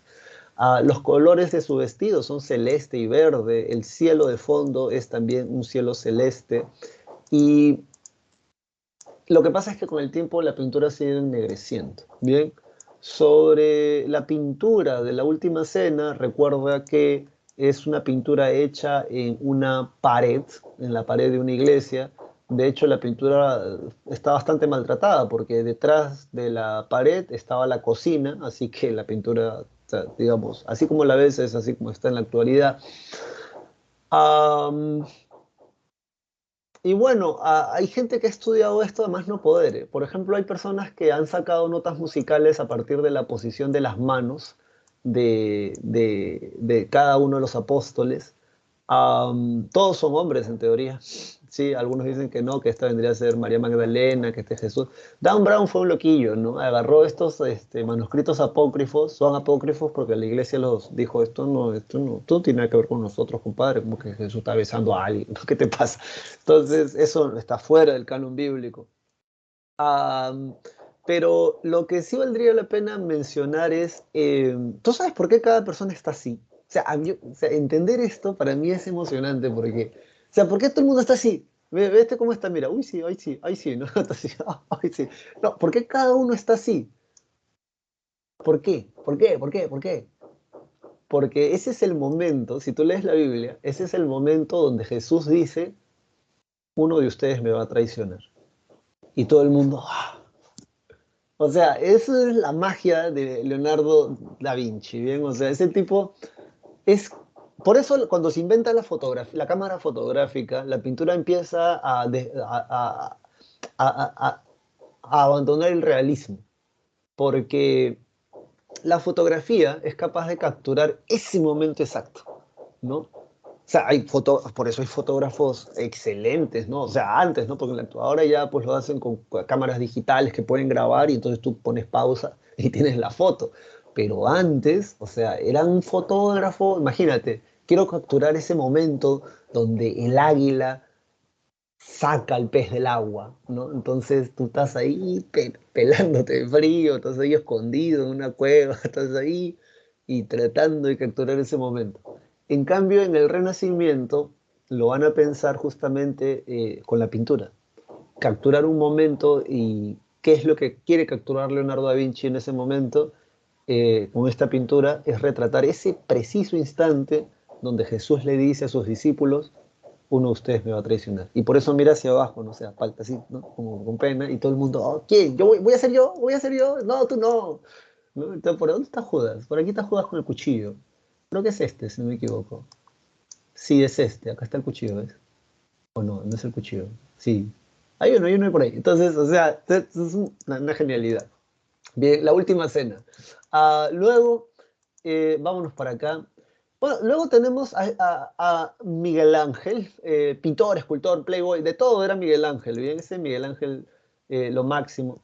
Am, Sobre el cuadro de la creación de Adán, o sea, no hay tiempo para preguntarte ya, pero no sé si tú lo notas, pero esto parece la mitad de un cerebro, en primer lugar. En segundo lugar, Miguel Ángel es el primer tipo que se atreve a pintar a Dios de cuerpo entero. Ahora, no es un Dios cualquiera, ¿eh? Porque, o sea, en primer lugar, si lees la Biblia, Antiguo, Nuevo Testamento, debes de saber, por cultura general cristiana, que Dios no tiene forma. O sea, nadie ha visto a Papá Dios. El único que le ha visto la espalda fue Moisés. O sea, según la Biblia. Y gracias a eso todo su rostro quedó iluminado. Pero Miguel Ángel va a ser ese loco que va a pintar a Papá Dios de cuerpo entero, lo va a poner así con una túnica así tipo, o sea, muy livianita, que es como una especie de rosado, si no me equivoco, palo, rosa palo. Y además no pinta a cualquier dios, él pinta, o sea, ¿quién es este tipo que está acá? O sea, se ha jugado God of War, tú sabes quién es este tipo. O sea, ¿quién es? Papá Noel yendo al gimnasio, ahorita que estamos en Navidad. De así todo musculoso, barba blanca, cabellos blancos, así. Ese es Júpiter o Zeus. Am, lo otro es Adán, ¿no? Adán mira el momento. En la Biblia dice que Dios sopla sobre su creación y así le da vida. Lo que hace Miguel Ángel es retratar ese instante más bien con un toque, ¿bien? Que es el toque de vida, ¿no? O sea, es ese momento donde Dios va a darle vitalidad a Adán, que inclusive tiene tan poca fuerza, si lo miras bien, que tiene que apoyar su brazo en su rodilla, y por eso su mano, mira su mano, la mano de Adán está así, ¿no? Está sin vitalidad, en cambio Dios está así, ¿no? Am, Luego, otra cosa curiosa es que si le miras su aparato reproductor, ¿qué pasa? ¿Por qué lo hace así? ¿Que Adán es chippy? No, lo que pasa es que, en primer lugar, el artista no desea que te centres en eso. El artista desea que te centres en esto, que por cierto es el cuadro central dentro de la Capilla Sixtina. Y además, si lo miras bien, parece una vagina, dando la idea esta judeocristiana de que la mujer sale de una costilla de Adán. Bien, más datos, por ahí puedes ver conferencias y cosas así. Luego, Miguel Ángel también es escultor. Esta escena, que por cierto, el David mide más de 4,5 metros de altura. Mira, acá está, acá tú puedes ver justamente la proporción. Y se llama el David porque representa al joven rey David antes de ser rey, cuando tenía 16 o 15 años. ¿Y qué cosa está mirando el David? El momento en el que se va a enfrentar a Goliat. Si miras su complexión, es como si toda la sangre le estuviera fluyendo a millón. De hecho, aquí tiene, en su mano tiene una roca y aquí tiene la onda, ¿no? Porque David versus Goliat, David versus Goliat. ¿Qué momento capturó Miguel Ángel con esa escultura? El momento donde David está observando a Goliat antes de meterle un piedrón en la frente y matarlo. Luego tenemos estas dos esculturas, le pertenecen eh, sí, a Leonardo. Aquí está. Acá, no, acá no está. La Piedad. Esta es la Piedad. Esta es la Piedad, que le pertenece también a Miguel Ángel. Pero esta que está acá es de Leonardo da Vinci. Dicen que cuando Leonardo da Vinci o sea, cuando terminó la escultura, le dio dos palmadas en la rodilla y le dijo, ahora levántate y anda, porque realmente el Moisés se ve, o sea, parece realmente un tipo que se va a parar y se iba a andar. Estos dos cuernitos que están aquí, algunos se lo atribuyen a una mala traducción de la Biblia, de la Vulgata, porque hay varias traducciones de la Biblia. La que tiene la Iglesia Cristiana Católica es de la Vulgata, que es del latín. La palabra cuernos, del que viene del arameo o del hebreo, si no me equivoco, es muy similar a la palabra luz. Y básicamente la Biblia dice que cuando Moisés bajó de ver a Dios, su cara, su rostro estaba con luz. Antes lo traducían como cuernitos, que le habían salido cuernos. Otros dicen que no, que en realidad representa un sátiro, que es un ser mitológico del mundo griego, pero ya. Luego, finalmente, tenemos al mejor pintor para algunos artistas o estudiosos del Renacimiento, que es Sandro Botticelli. Sandro Botticelli va a representar el nacimiento de Venus, que es este que tú ves aquí, saliendo de una concha, de una almeja. Ahí está. Hay dos versiones del nacimiento de Venus. Él retrata esta. Una cosa interesante es notar que los cuerpos hermosos en el Renacimiento son cuerpos voluptuosos, no son figuras delgadas, no son, pues, no sé, pues un modelo o una modelo anoréxica o con un trastorno alimenticio. Debes de saber, varón y señorita de esta clase, que en Europa, por ejemplo, en el año 2007 pusieron una ley para que las modelos no pesaran menos de 42 o 48 kilos. 48 kilos. No, estamos hablando de una modelo que mide más de 1,70 m. Esa mujer es un esqueleto. Y no es que eso sea hermoso. Si tú haces tu investigación, vas a descubrir que tuvieron que poner estas leyes porque no es que un cuerpo delgado sea hermoso, sino es que la industria de la moda que trabaja con tela ahorra más tela si el cuerpo de la modelo es más delgada. Entonces eso ha llevado justamente a esta era de la globalización, de la publicidad por celulares, por la TV, por las películas, te da una falsa idea, te da una idea de que tu cuerpo no está bien, ¿no? O sea, tú vas a la tienda, te quieres probar un polito y el polo no te queda. ¿Por qué? Tú dices, no, estoy gordo, estoy gorda. Y no es así, sino es que la industria de la moda, al obligar a que sus modelos sean muchísimo más delgadas, un polo talla M le queda a ese cuerpo que es casi pues un esqueleto. Y eso hace que se genere una idea falsa o una percepción falsa del cuerpo propio o incluso de la belleza. Recuerda, varón y señorita, que durante estos años esa mujer no es una mujer delgada. Si tú la miras, es una mujer robusta. ¿Qué significa esto? Que, ¿por qué es así además? Bueno, porque ellos vienen de la peste. ¿Te acuerdas que en la clase de la semana pasada hablamos de la peste negra? En la peste negra la gente se muere porque está malnutrida. Ahora, una persona malnutrida, ¿tú crees que tiene así rollitos? Que tiene, no, una persona malnutrida no tiene rollitos. Una persona malnutrida está flaca, estás desnutrido, desnutrida, y por eso te mueres también durante la peste negra. Por esa razón, una persona atractiva durante estos años, ya del Renacimiento, es una persona voluptuosa, que tiene sus rollitos, ¿no? ¿Por qué? Porque eso significa que tienes el suficiente dinero como para comer y engordar, aunque tú no lo creas. Bien, entonces, ya conforme pasa el tiempo, el concepto de belleza va cambiando. Y como te digo y te repito, esto cambia de cultura a cultura. Por esa razón también debes de entender de que, oye, tienes que aprender a decir de qué bonita soy, qué bonita soy. No interesa tu altura, tu color de piel, la forma de tus ojos, el color de tus ojos, de tu cabello o tu peso. Si algún día decides bajar de peso o subir de peso, hazlo por una cuestión de salud, por una cuestión de bienestar personal, pero no lo hagas porque la industria del cine, la televisión o la moda te imponen un patrón de belleza. Bien, recuerda que los patrones de belleza cambian y eso la historia lo demuestra. Dicho esto, jóvenes y señoritas, no te olvides entonces Sandro Botticelli, mejor pintor del Renacimiento. Y bueno, luego vámonos a la reforma religiosa. Bien, entonces ya estamos aquí. Por cierto, estos dos son dos Davids, solo que uno le pertenece a Donatello, y a pesar de que este mide 1,20 m y este mide 4 metros y tanto, en la proporción, como tú puedes ver, son muy parecidos. Bueno, y no podemos terminar esta clase en arquitectura porque siempre le decimos pintura, escultura y arquitectura, pero nunca te ponemos un ejemplo. Bueno, la cúpula de Brunelleschi en Santa María de Fiore, en la ciudad de Florencia, es una de las obras arquitectónicas más representativas del Renacimiento. Porque, aunque tú no lo creas, ya llevaba más de 50 o 100 años y no, sin cúpula. ¿Y por qué? Porque la circunferencia era tan grande que ningún arquitecto se quería atrever a hacer la cúpula. Hasta que llegó este compadre y dijo, si a mí me pagan, yo lo hago.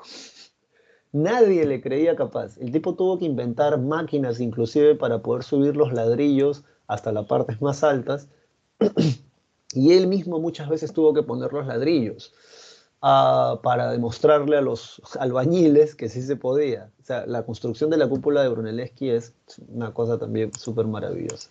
Luego de esto, tú tienes que estar acá, así que ya ahí tú si quieres lees ese texto que está aquí, nosotros nos vamos para acá.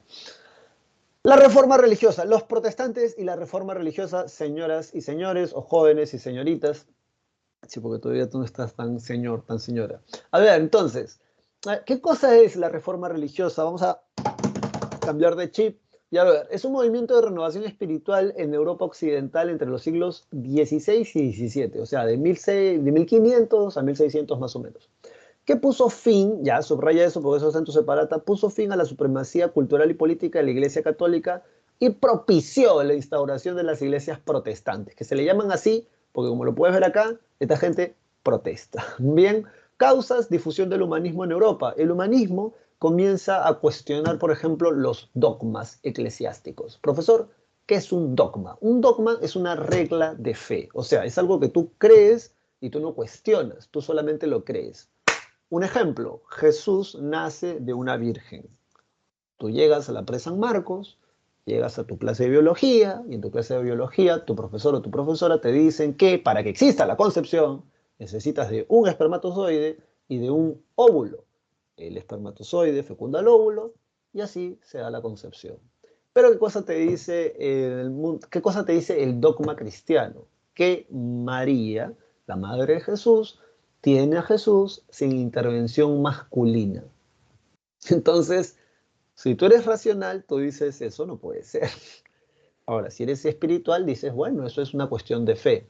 Pero ¿cuál es el problema? El problema es que durante toda la Edad Media, la Iglesia se había encargado de hacer una serie de dogmas que no tenían nada que ver con la Biblia. Y ya vamos a hablar de este tema. Punto número 2, fortalecimiento de las monarquías, que es una consecuencia de la crisis de la Edad Media y también es una consecuencia de las cruzadas, ¿te acuerdas? Los señores feudales se están metiendo en un rollo que no tiene éxito porque están tratando de llegar a Jerusalén para tomar tierras y solo la primera cruzada tiene éxito, fueron 8, las demás son un fracaso, los señores feudales comienzan a perder poder económico, político y militar y los que comienzan a ganar ese poder son los reyes. El secularismo es cuando tú al clero, algo que es de la iglesia, se lo quitas y lo pasas al Estado. Profesor, no entiendo. A ver, escúchame, por ejemplo, antes, cuando tú nacías, o te morías, o te casabas, todo eso se registraba en la iglesia. De hecho, si quieres ver a tus antepasados más antiguos, puedes ir al pueblito o sí, al pueblo de tus abuelos, y muy probablemente los padres de tus abuelos están registrados en la iglesia de ese pueblo o de la capital cerca a ese pueblo porque antes la iglesia registraba partida de nacimiento, de matrimonio y de defunción. En la actualidad todo eso lo hace la RENIEC, que le pertenece al Estado. Eso es un proceso de secularización. Algo que antes era de la iglesia pasa a manos del Estado. Luego, la corrupción del clero, sí, pues sí, o sea, sí había bastante en realidad. Hay dos conceptos que tienes que aprenderlos porque no te lo voy a preguntar San Marcos en el examen general. Uno es la simonía, y el otro es... ay, caracho, me he olvidado. Uno es la simonía y el otro es el nepotismo. Ahí está. El otro es el nepotismo. Pucha máquina. Nepotismo, nepotismo. Potismo. Bien. A ver, anótalos, ¿ah? La simonía es la venta de cargos eclesiásticos. Aunque tú no lo creas, hay un papa llamado Juan XXIII, Juan XXIII, que llegó a ser papa pagando, aunque tú no lo creas. En esos años, durante la época de Martín Lutero, conocido como padre de la Reforma Protestante, si tú querías llegar a ser cardenal, que es lo más alto dentro de la jerarquía eclesiástica, básicamente podías hacerlo pagando. Vamos, pagando, sí, sí, como cuando te matriculas a una universidad privada para que ingreses, ya, así, pagando, normal, ¿no? O sea, matricularte a una universidad pues, normal, ¿no? Si lo vas a hacer, vas a estudiar y sacarás tu título. Pero aquí esta gente no estudiaba, pues simplemente pagando te daban el cargo, ¿no? Entonces, Juan 23 es un caso, es un buen ejemplo de eso. Si hay tiempo, por ahí lo mencionamos. Luego, sobre el nepotismo, básicamente es darle un cargo eclesiástico a un favorito. Por ejemplo, tú eres el papa y tú le dices a tu primo, loco, necesito que me vayas a hacer eh, el padre allá de la iglesia de Santa Sofía de Fiore, de la iglesia en Florencia. Entonces tu primo te dice, loco, pero yo no sé hablar latín, yo no sé. No te preocupes, anda nomás, yo te estoy mandando. Entonces, eso es nepotismo, cuando tú le das un cargo eclesiástico a un favorito. O sea, cuando le das un cargo a un favorito, en general es el concepto. Como estamos hablando aquí de la reforma, un cargo eclesiástico. Y eran fuertemente criticados por eso. Bueno, ¿cuál es el detonante? Que esto sí es una pregunta clásica, clásica dentro de los exámenes generales de San Marcos. El detonante es la venta de indulgencias. Bien, aquí entre paréntesis te han puesto una definición teológica bastante actual, de hecho, de lo que vendría a ser las indulgencias.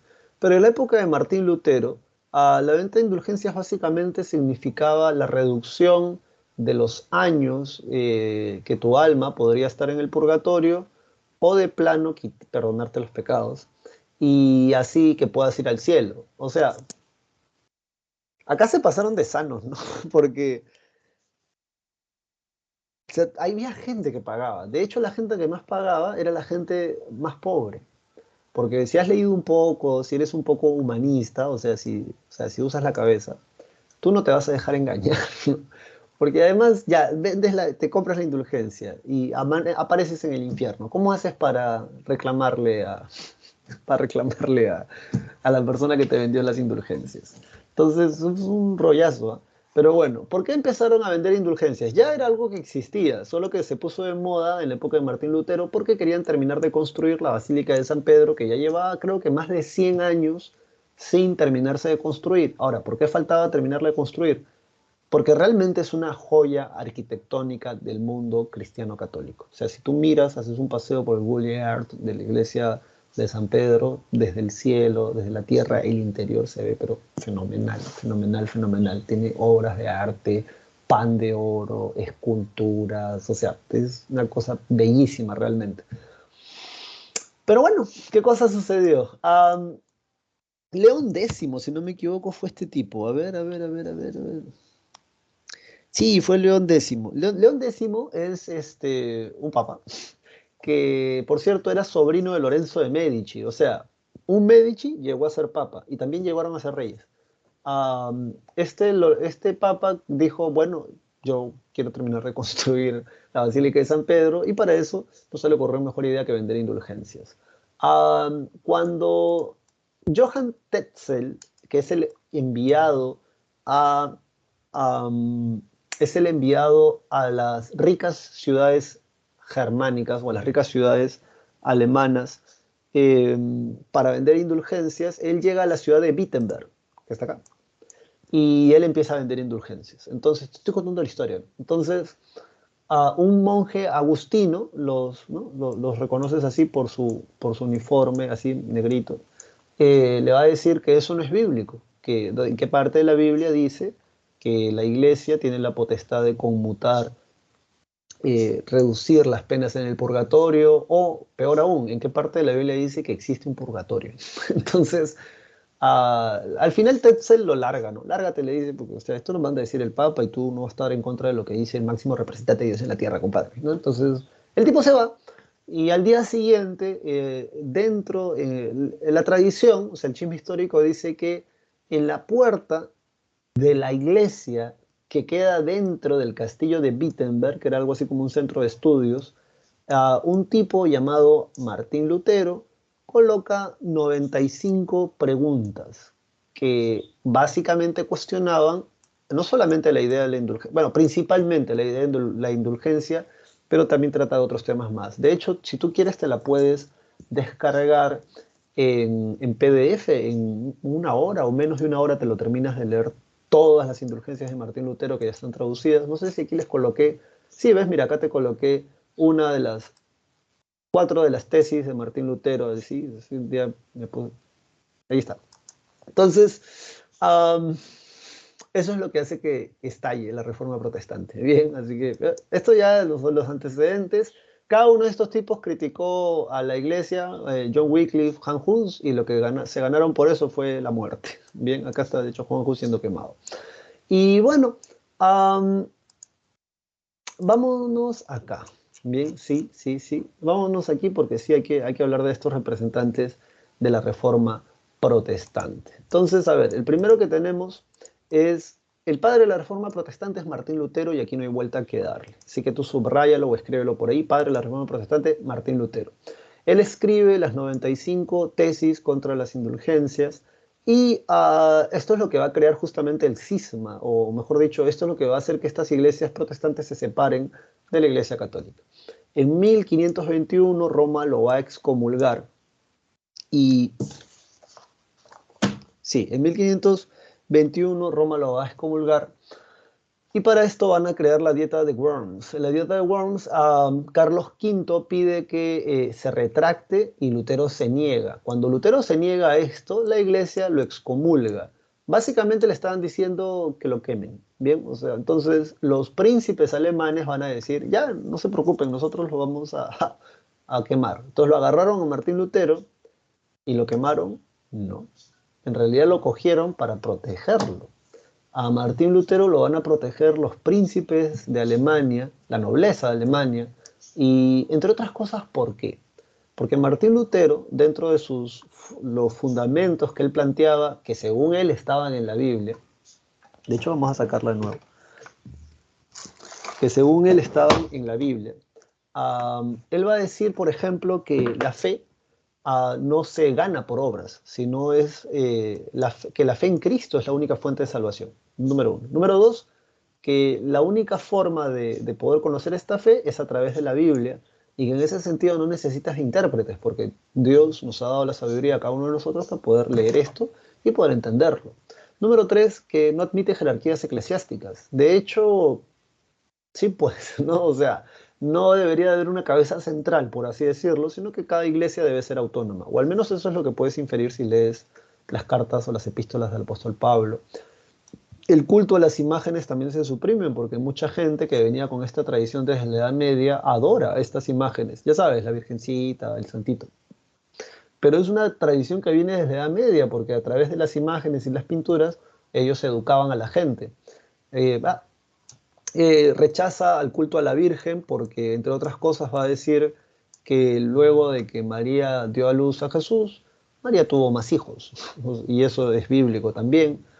Reconoce solamente dos sacramentos, que es el bautismo, y ojo, bautismo solo a gente que quiere ser bautizada, porque en ninguna parte del Nuevo Testamento, que es donde bautizan a niños, siempre se bautiza a gente adulta que quiere ser bautizada, y la cena, ¿no? Que es la comunión, partir el cuerpo y beber la sangre de Cristo.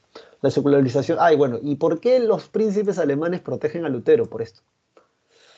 Lutero no solamente dice que hay que desconocer la autoridad del Papa, ¿no? Porque el Papa tenía mucha injerencia en materia política y hasta económica o social dentro de la Edad Media, sino que Lutero además dice que las iglesias se han hecho demasiado ricas y que eso está completamente, digamos, fuera de lugar dentro de lo que enseña la Biblia en el Nuevo Testamento. Entonces Lutero, ¿qué plantea? Primero plantea desconocer la autoridad del Papa y en segundo lugar plantea secularizar los bienes de la iglesia porque además tenían bastantes tierras y eran tierras sin trabajar y los señores de Alemania querían meterle el diente a esas tierras. Entonces, en un primer momento, a Martín Lutero lo van a proteger por una cuestión económica y política, ya que Lutero decía que no hay que obedecer al Papa y hay que secularizar los bienes de la Iglesia en Alemania. Entonces, los príncipes alemanes, en vez de quemarlo, o sea, en vez de mandarlo ya para la hoguera, lo protegen. De hecho, Federico de Sajonia lo protege en su castillo y en Wartburgo. Y dentro de ese castillo, este señor que tú ves aquí, llamado Martín Lutero, traduce la Biblia al alemán. La Biblia se manda a la imprenta, de ahí la importancia de la imprenta, y cuando todos los príncipes alemanes y también la burguesía alemana tuvieron acceso al libro, a la traducción de la Biblia hecha por Martín Lutero, se dieron cuenta de algo fantástico. Estas cosas que él decía, si eran ciertas, si eran ciertas. O sea, parece que Lutero era de los pocos que había leído la Biblia, el Nuevo Testamento, Y es por eso que él se había dado cuenta de que había muchos dogmas y había muchas cosas que eran invenciones y que no estaban. Si, o sea, si quieres decir, o sea, si dices, la Biblia es la fuente de estudio y fe, la propia iglesia en ese sentido se había llenado de muchas costumbres, tradiciones o malos hábitos que estaban completamente fuera de lugar dentro del contexto bíblico. Y entonces, si antes defendían a Lutero por una cuestión política y una cuestión económica, ahora lo van a defender por una cuestión de fe, porque van a decir lo que este loco está diciendo es verdad. Celebran la segunda dieta, que es la dieta de Habsburgo, y es aquí donde el amigo de Martín Lutero, llamado Melanchthon, ah, le dice a la gente, hey, Lutero ha publicado los fundamentos de la fe en esto que se llama las Confesiones de Habsburgo, que es un libro donde se encuentra esto, que son los fundamentos de fe planteados por Martín Lutero. Um, y bueno, y es aquí donde se da la separación justamente de la iglesia. Um, y, y lo que tenemos como consecuencia de esto es que estalla la guerra de religiones. Bien, en Alemania la Liga de Esmacalda son los luteranos versus la Liga de Nuremberg, que son los católicos, y esta finaliza con la paz de Habsburgo en 1555, donde los príncipes alemanes van a elegir la religión en sus dominios. O sea, si eres luterano, tus súbditos o la gente que está a tu cargo dentro de tus dominios también serán luteranos. De hecho, Alemania, hasta el día de hoy, es uno de los países con menos población católica. La mayoría de ellos, de los alemanes en la actualidad, son ateos. Y si no eres ateo, muy probablemente eres luterano. ¿Sí? Son iglesias de ahí. De ahí viene también el nombre de protestantes. Luego de esto, Juan Calvino es alguien que lee a Lutero, se cartea con Lutero. Y Juan Calvino, él tiene un libro titulado La institución de la religión cristiana. O sea, si queremos o sea, si queremos decir cuál es la iglesia protestante más exitosa en términos de difusión, esos son los calvinistas. Anótalo. Porque los calvinistas se van a difundir, van a llegar no solamente a buena parte de Europa Occidental, sino que también llegan a América. Bien, así que vale la pena que lo notes, ¿no? La iglesia más exitosa en términos de difusión son los calvinistas, que por cierto también son los más radicales. A diferencia de los luteranos, estos sí te pegan, ¿no? O sea, si tú eres católico y el pueblo que está ahí, que quiere ser, o sea, todos queremos ser calvinistas, pero tenemos un pueblo al costado que es católico, vamos y quemémoslo, ¿no? Total, el alma es para Dios, van a decir, ¿no? Entonces, o sea, estos sí se pelean. Am, sobre dónde van a poner en práctica estos fundamentos de fe de la institución de la religión cristiana hecha por Juan Calvino en la ciudad de Ginebra. Bien, entre otros fundamentos se da la predestinación, la teoría de la predestinación. Eso vino como pregunta una vez en el examen, creo que de San Marcos, porque esto es teología. Los calvinistas, varón y señorita, entérate, no te tocan la puerta los fines de semana. O sea, por ejemplo, debes de conocer por ahí, porque o sea, los testigos de Jehová y los mormones se han ganado esta fama de que, ya sabes, alguien te toca, ¿no? Entonces tú abres la puerta y es alguien y te dice, buenas tardes, ¿tienes un momento para hablarte de la palabra de Dios? No, no tengo, y cierra, ¿no? O sea, yo lo he hecho, eso se le llama evangelizar, se le llama ir y predicar las buenas nuevas de Cristo. Ya, ¿sabes quién no hace eso? Los calvinistas.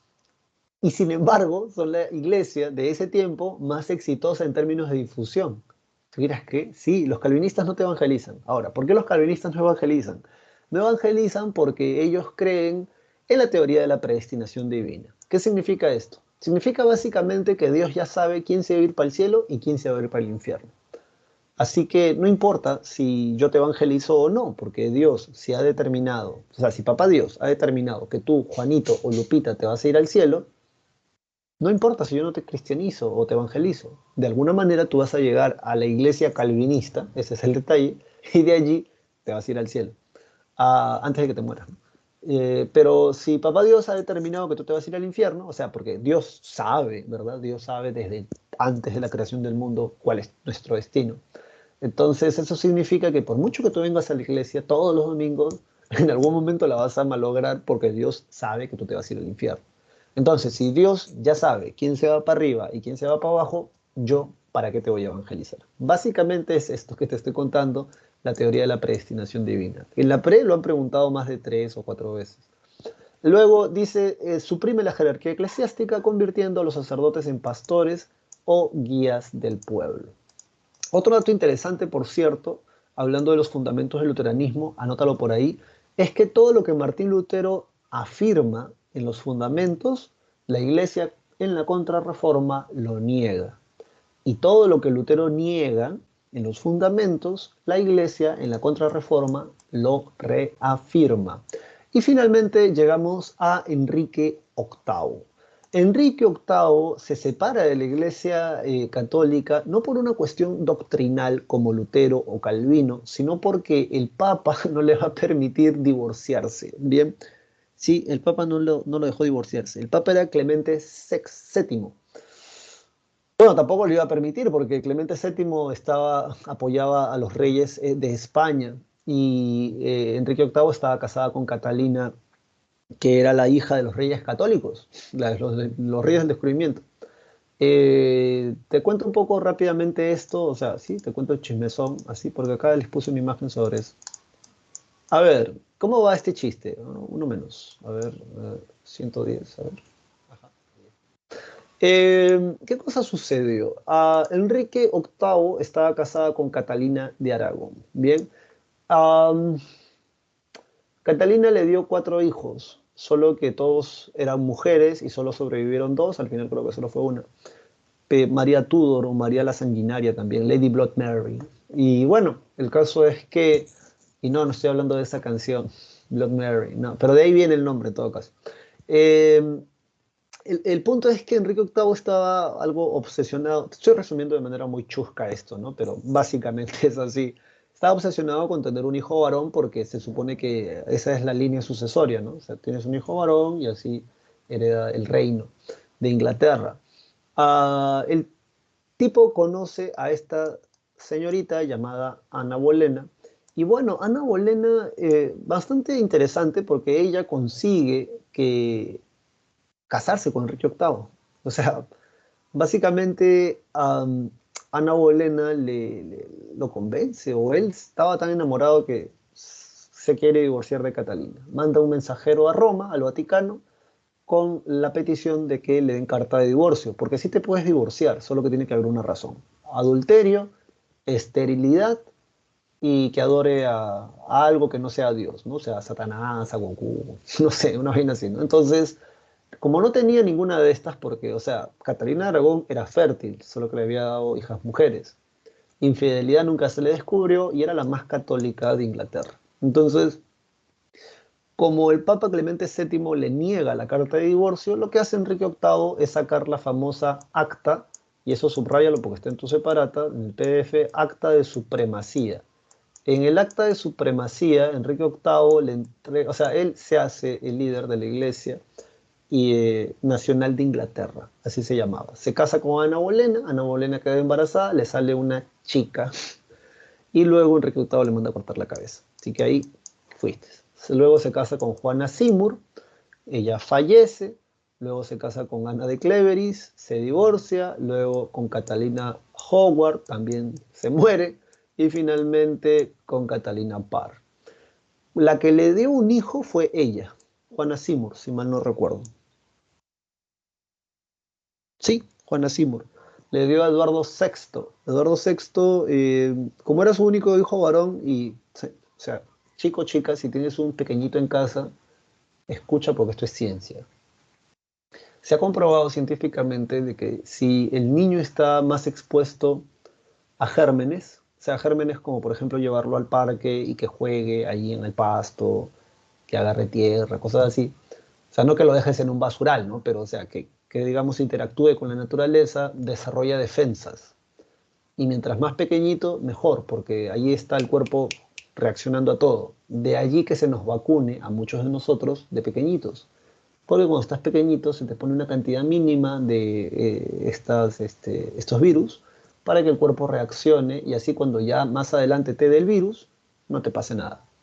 Bueno, como era el único hijo varón, Eduardo VI de Enrique VIII, y la mamá se muere, primero el pequeñito no vivía dentro de la corte de Enrique VIII, sino vivía aparte. estaba prohibido que una persona enferma o una persona enferma se le acercara a la criatura. La casa, de hecho, donde vivía Eduardo VI, séptimo, Eduardo VI se limpiaba 3 veces al día y el chibolo se murió a los 16 años. Sí, ¿no? Entonces, hay varias razones, ¿no? Pero básicamente es esta obsesión por la limpieza, separarlo de ambiente familiar, o sea, creces mal, definitivamente. Y pues, esa es la razón también de la explicación del por qué los perros chuscos sobreviven y no los perritos de raza, ¿no? Ya sabes, ¿no? Un perro chusco está ahí tragando basura, 80.000 garrapatas y no se muere, ¿no? En cambio, perrito de raza, ¿no? $1.500, $3.000 y no le pones una vacuna y ya se murió, le dio parvovirus, una vaina así, ¿no? Entonces, no es chiste, realmente es cierto, ¿no? O sea, trata de que salgan a jugar al parque, pues, ¿no? Para que desarrolle defensas, porque si no, se crece enfermizo. La obsesión con cosas siempre termina mal. Cuando se muere Eduardo VI, declaran a la hija de Catalina de Aragón con Enrique VIII como nueva reina de Inglaterra. Ella era católica y tenía un fuerte resentimiento sí, pues con lo que había hecho su padre, pues imagínate, ¿no? Un rochezazo, ¿no? O sea, ya de por sí de ser un roche, si eso te ocurre a nivel familiar, tú y yo no somos famosos, ¿verdad? Pero imagínate que todo, pues todo un país se entere, ¿no? Lo que ha hecho tu papá. Y, y empezó una persecución contra los protestantes dentro de Inglaterra. De ahí que reciba el título de Lady Blood Mary, ¿no? María la Sanguinaria. Se muere a la edad de 38 años, creo, y ya los ingleses estaban un poco ya cansados, así que eligen a la hija de Ana Bolena con Enrique VIII, que se llamaba Elizabeth, en inglés Isabel. Bien, bueno, en inglés es con E, perdón, en inglés es con E, pero se pronuncia Elizabeth, ¿no? O Isabel, también conocida como la Reina Virgen. Ella va a dar una nueva acta de supremacía creando la Iglesia Anglicana. El Parlamento inglés reconoció como jefe de la Iglesia Anglicana. Bueno, ¿cuáles son las consecuencias de esta reforma? División de la Iglesia Católica, intolerancia religiosa y guerra de religiones, difusión de la Biblia en lengua local, que esto también va a ser un golazo, ¿ah? O sea, la Biblia comienza a traducirse al español, al francés, al italiano, al inglés, al alemán, porque originalmente la Biblia estaba en latín. Ahora, Martín Lutero, cuando hace sus cuestionamientos, él tiene que leer la Biblia en latín. Y en la actualidad, pues cualquier persona que se llame cristiana, o sea, que a sí mismo se haga llamar cristiana, practicante, obviamente, porque ya sabes que hay un montón de gente que no es practicante, así que, digamos, ellos pueden estar disculpados. Pero aquellos que se hacen llamar cristianos practicantes deberían de haber leído esto, porque, o sea, si te sorprende o dices, ah, yo no creo eso, es que no se trata de que no creas, sino se trata de que te informes, que leas por tu propia cuenta y averigües si realmente lo que Lutero dijo en su tiempo era cierto. Porque Lutero se da cuenta de estas cosas porque él lee, y básicamente esa va a ser tu vida universitaria, leer, leer, estudiar, aprender, cuestionar las cosas, no solamente creerlas porque, esta persona dice que es así, no, hay que revisar. Y bueno, dicho esto, otra consecuencia, surge la contrarreforma católica. Así que vámonos inmediatamente para allá, porque sí, ya el tiempo, mira, ves, ya son las 11:33, estamos ya a 20 y tantos minutos de acabar la clase. Ah, no, esto no es. Renovación de la Iglesia Católica en la Contrarreforma. Bien, de hecho acá tienes un cuadro súper interesante sobre el Concilio de Trento, que es algo que te vas a aprender de memoria, así que arrancamos sin más. Durante el Concilio de Trento, que es la reunión de todos los representantes de la Iglesia, entre estos años 1545 al 1563, convocada por el Papa Paulo III. Todo esto te pueden preguntar, así que te lo aprendes ya. Durante el Concilio de Trento, convocada por el Papa Paulo III, se van a reunir los máximos jerarcas de la Iglesia Católica para poder contestar a estos cuestionamientos de los humanistas y de los protestantes y renovar la fe cristiana católica. En ese sentido, hay reformas internas de la Iglesia, se establece una pastoral más rígida y controlada para frenar el avance protestante. Ahora, son 3 instrumentos, y así te lo vas a aprender, son 3 instrumentos que durante la Contrarreforma se utilizan justamente para detener y contener el avance protestante, que por cierto lo van a lograr, ¿eh? Que por cierto lo van a lograr. Así que pilla la idea. El primero es el Index, bien, que es el índice o la lista de libros que ningún cristiano católico debería de leer si realmente es católico. ¿Por qué? Porque esos libros están prohibidos por la Iglesia. Número uno. Número dos, se reactiva el Tribunal del Santo Oficio de la Inquisición para juzgar y castigar herejes. O sea, si te andas por ahí diciendo algo que la Iglesia no está de acuerdo, te pueden chapar, te pueden quemar. Antes, obviamente, de tortura. Y número tres, al Papa Pablo III permite que Ignacio de Loyola, o si eres creyente, San Ignacio de Loyola, cree la Compañía del Sagrado Corazón de Jesús, también conocida como la de los jesuitas, que ya sabes que el Papa Francesco, que es argentino, ya sabes, ganaron el Mundial, es jesuita, bien que de hecho es el primer papa jesuita de la historia, es el primer jesuita que llega a ser papa, bien, desde que se crearon en 1550 y tanto. Dicho esto, ¿qué cosa acuerda en el Concilio de Trento? Básicamente todo lo que Lutero niega en el Concilio de Trento se reafirma y lo que Lutero afirma, la Iglesia en el Concilio de Trento lo niega. Número uno, la salvación no solo es por la fe, sino también por buenas obras. Entonces, ¿por qué se murió Cristo? La autoridad suprema del Papa sobre la Iglesia en el mundo, se reafirma el poder eclesiástico del Papa. El magisterio de la Iglesia, solo esta puede interpretar las Sagradas Escrituras. O sea, si tú eres con las justas terminatas del colegio, loco, tú no vas a estar interpretando la Biblia, ¿verdad? O sea, al menos eso dicen acá. La vigencia de los 7 sacramentos, y no solamente de 2. La presencia de Cristo en la Eucaristía, con la contransustanciación. ¿Tú sabes lo que es la contransustanciación? Es un término alucinante. Básicamente significa que cuando el sacerdote te da la hostia y cuando tomas el vino,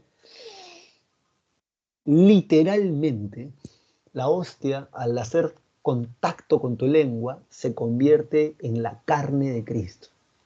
Y el vino, cuando entra a tu boca, se convierte en la sangre de Cristo. Lutero negaba eso. Lutero decía, eso es un simbolismo.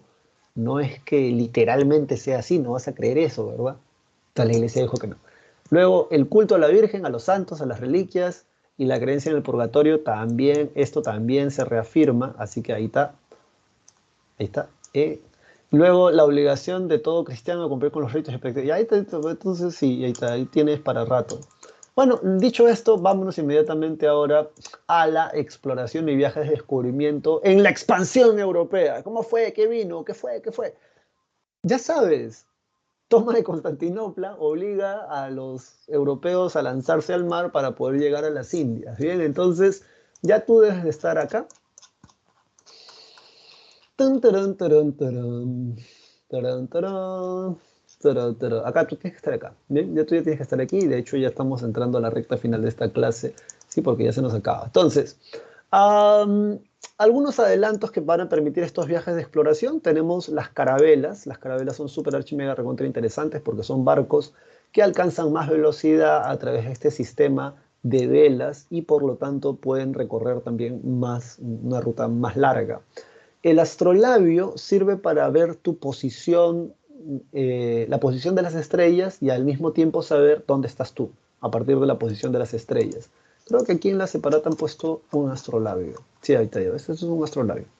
Ves la posición, ves el horizonte y tú más o menos así sabes en qué parte del planeta estás. Una cosa muy interesante. Esta gente no tenía GPS, pero tenían estos instrumentos que les hacían de lo mismo. Y la brújula siempre apunta hacia el norte magnético, así que por ahí tú también te vas guiando para la navegación. El mapa que tienes aquí es la exploración de Bartolomé Díaz, porque son los portugueses los primeros en lanzarse al mar. Este tipo va a llegar al Cabo de las Tormentas, que luego va a ser rebautizado como Cabo de Buena Esperanza. Bien. Luego tenemos a eh, la ruta hecha por... ¿Dónde está este tipo? Acá. No, ¿dónde estás? Acá, acá. Por Vasco da Gama, que va a llegar a Calicut. Aquí está, ¿ves? Calicut. Calicut, acá está Vasco da Gama, la ruta de Vasco da Gama. Y luego tenemos el primer viaje de circunnavegación planetaria, iniciada por Magallanes y terminada por Juan Sebastián Elcano. Lo que pasa es que si Cristóbal Colón dijo que la Tierra era redonda, hay que poder viajar, ¿verdad? Entonces, Magallanes va a ser el tipo que lo va a hacer. El problema con Magallanes es que se va a morir, lamentablemente, acá, en las Filipinas, y el que termine el viaje de circunnavegación va a ser su lugarteniente Juan Sebastián Elcano. Eso está en tu separata. ¿Cuáles son las consecuencias de estos viajes de circunnavegación? La primera, o sea, tiene cuatro consecuencias que vale la pena que te las aprendas: cultural, social, política y económicas. No es muy complicado, así que escucha. En la cuestión cultural hay una expansión de la civilización europea occidental. Si tú me ves así como estoy vestido, es porque nuestra tradición viene de Europa. Bien, claro, porque si nuestra tradición fuera musulmana, me verías a mí no sé, con mis sábanas, pues no sé, con esas cosas, ¿no? Esas túnicas que usan largas. De hecho, en el Mundial se vio que hay uno de los, el presidente creo que era, que estaba justamente con esa ropa tradicional. Son cuestiones culturales.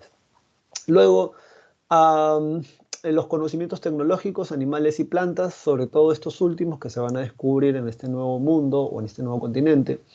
En consecuencias sociales tenemos la consolidación de la burguesía comercial. O sea, ya para el año 1490, 1500, ya hay una nueva clase social. No son nobles, pertenecen a la plebe, pero tampoco se les puede llamar plebeyos porque realmente tienen mucho poder económico y algunos hasta político, como los Medici, que llegaron a tener un sobrino que fue papa, o una de las descendientes de los Medici llega a ser la mamá del rey Luis XIII de Francia. Sincretismo con los pueblos aborígenes, que esto es la fusión cultural. Hay una crisis demográfica en América por las enfermedades que sin querer queriendo se vienen trayendo principalmente, pero también se le suman las guerras y el trabajo forzoso. Luego de esto tenemos en política formación de los primeros imperios coloniales ultramarinos. Eso subrayalo en tu separata. Y si quieres escribes, ¿no? El imperio portugués y el imperio español, pero básicamente esos dos son primero. Inicio de conflictos políticos entre las potencias colonizadoras, como por ejemplo España y Portugal. Y luego, en cuestiones económicas, apogeo de la cuenca atlántica. Este término, varón y señorita, es un término geográfico. ¿Qué cosa es una cuenca? Mira, esto no es clase de geografía, pero aprovecha, ¿ya? Porque si no, a mí me gusta que tú entiendas, porque si no, ¿cuál es el chiste? A mí me pagan porque tú entiendas. A ver, mira acá, una cuenca, definición geográfica, es donde los ríos o lagos desaguan o botan sus aguas. Bien, entonces cuando se refieren a la cuenca del Atlántico, se refieren a toda esta zona de acá, bien, o incluso toda esta zona de acá. Ahora, ¿por qué dice que hay un apogeo económico? Porque yo no sé si tú te has dado cuenta, presta atención acá, pero básicamente hasta antes del descubrimiento de América, el comercio se daba en esta zona de acá, que es el mar Mediterráneo. Lo vengo mencionando desde la clase número 1, bien, el mar Mediterráneo. Pero cuando ya se descubre un nuevo continente, ahora la mercadería que se crea en Europa va a ser preferentemente vendida en la cuenca del Atlántico de cara a América. ¿Por qué? Porque acá se vendía muy bien. Un zapato te podía costar 10 veces más en América que en Europa. Entonces tú prefieres vender tus productos en América, lo que va a generar una pequeña crisis económica en Europa, por cierto, porque la gente va a empezar a vender allá y ya no tanto aquí. Luego aparece el mercantilismo, que ya sabes que es la idea de que la riqueza se obtiene mediante la acumulación de metales preciosos, y surgen los famosos monopolios comerciales. Dicho esto, vámonos inmediatamente ahora a estos Portugal y España como los imperios coloniales ultramarinos. Bien, entonces aquí tenemos en verde todos los territorios de los portugueses. Mira que ellos se van por toda la parte de África y aquí, por ejemplo, ya están esclavizando a africanos. Profesor, ¿por qué los van a esclavizar? Bueno, entre otras razones porque la iglesia dijo que no tenían alma. Y como no tienen alma, no van a ir al cielo y al infierno. De hecho, se les consideraba objetos parlantes. Mal, la pasaron mal, ¿no? O sea, la población africana la pasó recontra mal. Y bueno, esta división, como ya te lo había dicho al inicio de la clase, se da gracias al Tratado de Tordesillas, firmado entre España y Portugal para evitar una guerra. Am, espérate, hay algo más por acá. O ya no. Ah, antecedentes, esto la pre lo ha preguntado, pero por si acaso, Escuela Náutica de Sagres, fundada por Enrique el Navegante. Gracias a eso van a poder hacer esos viajes de exploración. Acá tienes una cita del diario de Cristóbal Colón, así que ahí te la vacilas tú. Y sobre el Imperio Español, los reyes católicos en enero de 1492 expulsan a los últimos musulmanes del continente y es así como reciben el título de reyes católicos, de hecho. Y bueno, vamos a hablar ahora de la consolidación del Estado moderno. ¿Has visto estos cuadros? O sea, es un cuadro con cuadros. Más alucinante no puede ser, ¿no? O sea, y un espejo que parece que te va a llevar a Narnia, pero me parecía interesante porque justamente en esta época donde ya aparece la corte. Profesor, ¿qué es la corte? La corte es los nobles viviendo bajo la vigilancia del rey. Antes cada noble vivía en su castillo, ¿te acuerdas? Duque, conde, marqués, cada uno en sus feudos. Ahora el rey los obliga a vivir dentro de su palacio, el palacio del rey, para que los vigile, porque así no van a hacer lo que se les dé la regalada gana. Y bueno, vámonos allá entonces. Vamos acá.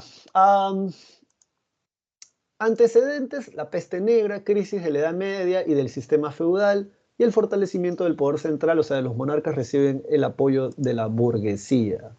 Um, Definición de monarquía autoritaria. Esto, ojo, esto sirve solo para que tú te ubiques, digamos, históricamente hablando, ¿no? Porque si tú revisas cronologías exactas, por ahí vas a decir, profesor, pero en este país no concuerda. No, no, tú apréndetelo como está aquí bonito, ¿bien? Entonces, antes de que aparezcan estas monarquías absolutistas que te tienes que aprender de memoria porque te lo pueden preguntar, o sea, es un concepto muy básico porque si no, no vas a entender Revolución Francesa y tú y yo vamos a entender Revolución Francesa. Y es que antes de que aparezcan las monarquías absolutistas, el antecedente son las monarquías autoritarias. Definición, sistema de gobierno en el que los monarcas comienzan a concentrar, te aprendes esto de memoria, comienzan a concentrar y detentar el poder político en sus dominios, antes en manos de la nobleza feudal, duques, condes y marqueses, privilegiando a algunos grupos como la burguesía. ¿Te acuerdas que te dije que los burgueses les van a pagar impuestos a los reyes para que los liberen de pagarles impuestos a los duques, condes y marqueses, el rey le da las cartas Puebla? De eso es. Y al clero papal, siempre y cuando aumente la autoridad judicial, legislativa y el ejecutivo, dando paso luego al absolutismo. ¿Cuáles son los instrumentos de los que se van a valer estos monarcas autoritarios? Bueno, primero aparece en la corte, la nobleza feudal convertida en nobleza cortesana. Esto que está acá. Antes los nobles vivían cada uno en sus castillos, ahora van a vivir dentro de la casa del rey. Por eso se les llama nobleza cortesana, porque viven dentro de la corte del rey. Burocracia es gente que trabaja para administrar estos estados o reinos. La diplomacia son embajadores, escribe, ¿no? Embajadores que básicamente son enviados a otros reinos para así evitar guerras, ¿no? Y a eso le van a llamar equilibrio entre las potencias. Y con estos tributos cobrados por el rey, en su parte pagados por la burguesía, aparece el ejército permanente. Con todas estas cosas, ellos, los reyes, comienzan a concentrar de nuevo el poder. Y es allí donde aparece esto de las monarquías absolutistas. Bien, te aprendes la definición. Monarcas, los monarcas absolutistas son aquellos que consolidan o los monarcas consolidan la concentración del poder encarnado en sí mismo, encarnando en sí mismo todos los poderes del Estado. ¿Cuáles son todos los poderes del Estado según tu clase de educación cívica? Ejecutivo, legislativo y judicial. O sea, el rey concentra esos tres poderes. Él ejecuta las leyes, él es el juez y él es el que hace las leyes, ¿bien?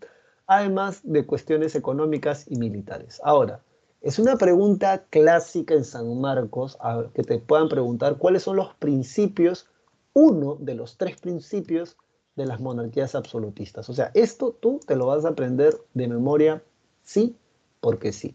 El primer concepto es el regalismo, que básicamente es que el rey gobierna sin límites en la tierra. Bien, el rey gobierna sin límites en la tierra y por lo tanto, si el rey gobierna sin límites en la tierra, está por encima de la iglesia. Bien, o sea, ni siquiera le va a contestar al Papa, porque el rey está puesto, según la concepción absolutista, por Dios. Y eso es lo que se conoce como el providencialismo. El rey gobierna porque así Dios lo quiere. Te lo vas a aprender de memoria. Y el centralismo es básicamente el más fácil de todos. El rey concentra todos los poderes del Estado.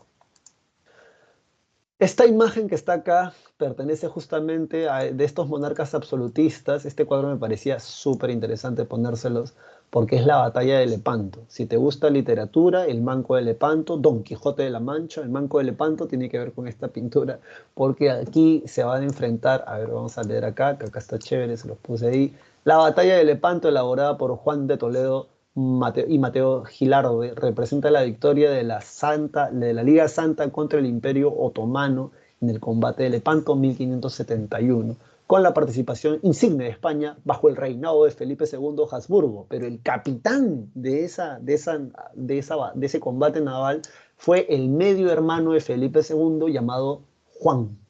Um, es alucinante porque el papá de Felipe II, que es Carlos I de España o Carlos V de Alemania, es la primera persona, es rey de esas dos monarquías.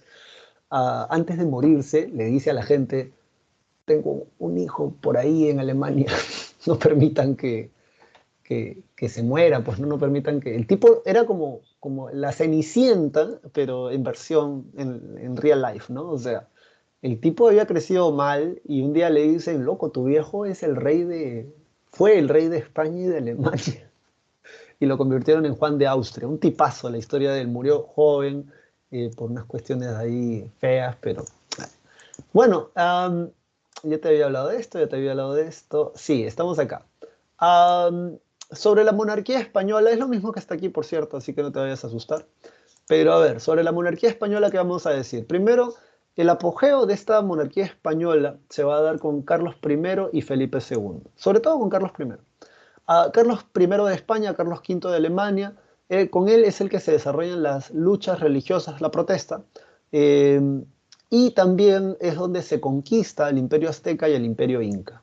¿Qué cosa se hizo con todo el dinero de eso?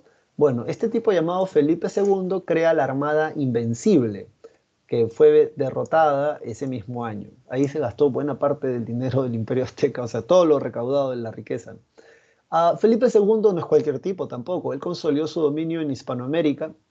Él manda a su hermano a 1571 en el combate de Lepanto. Va a estar el Reino de España, los Estados Pontificios, la República de Venecia, la Orden de Malta, el Ducado de Saboya, y el capitán es su hermano, Juan de Austria, contra la armada turca otomana liderada por el sultán Selim II. ¿Por qué es importante esto del combate de Lepanto? Porque los otomanos querían meterse al Mediterráneo occidental. Ellos tenían el control del Mediterráneo oriental, querían meterse al Mediterráneo occidental. Con la batalla de Lepanto se impide eso. Muy importante. Luego, finalmente, ¿por qué se da esto de la Armada Invencible? Porque Felipe II le propone matrimonio a la reina Isabel, la reina virgen, y ella le dice que no se quiere casar. El tipo como que no toleraba el rechazo, así que planea con la Armada Invencible invadir Inglaterra y va a ser derrotada, como dice aquí. Bien, dicho esto, y ya estamos a 3 minutos de acabar, consolidación del Estado moderno sobre el principal monarca absolutista. O sea, si queremos hablar de uno, tenemos que hablar del Rey Sol. Míralo allí, todo Paricenti. O sea, tipazo, ¿no? Señorita, si tú creías que los zapatos con tacos son de chicas, en realidad esa moda la pone este tipo de acá. Ahí mira, mira esos tacazos, mira esos tacos, mira esos tacos. Los tacos, por cierto, en ese tiempo son para los caballos, la espuela de los caballos, poder poner, ¿no? Esto de los caballos. Bueno, ¿qué podemos decir de los monarcas absolutistas franceses? El primero, el que va a dar la hora, es Luis XIII, bien, o sea, el primero de estos monarcas absolutistas, pero el máximo representante es Luis XIV. Sobre Luis XIII se le llamó el Justo, pacificación de Francia. Uno de sus asesores es el conde de Richelieu, que él es el que va a decir: pucha, tenemos que crear esto del absolutismo, y gracias a él se va a someter a la nobleza feudal, y el sucesor de él va a ser Mazzarino. Luis XIV, también conocido como el Rey Sol, o sea, todo gira alrededor de él, se parece un vacilón. Centralización del poder, destacó en su administración Jean Colbert, que es su ministro de Economía, quien aplicó el mercantilismo en Francia. Gracias a esto hay un auge económico en Francia, y es Luis XIV el que manda a construir el famoso Palacio de Versalles, que espejos significa Versalles. Aquí está una foto frontal.